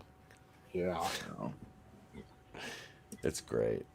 Yeah, so Tommy had to bounce out. He had something to do, so he said good night, everyone. And we're at about 3 hours now, so Yep. I guess we probably should too. Again, thank you everyone for tuning in, keeping the chat alive, just talking wrestling with us. It's always a blast. And yeah, I feel like it's too early to say Merry Christmas, so we'll just Happy Hawkeye Eve. And yeah, that's everything. Remember, Merry Boostmas, everyone. It's never too early to say Merry Boostmas. in fact, it's mandatory. Everybody should drink a little scotch with me, okay? My drug of choice is a booster. You're mixed boosters with your scotch. Nah, I never touch this stuff. Boosters will kill you, you bunch of saps.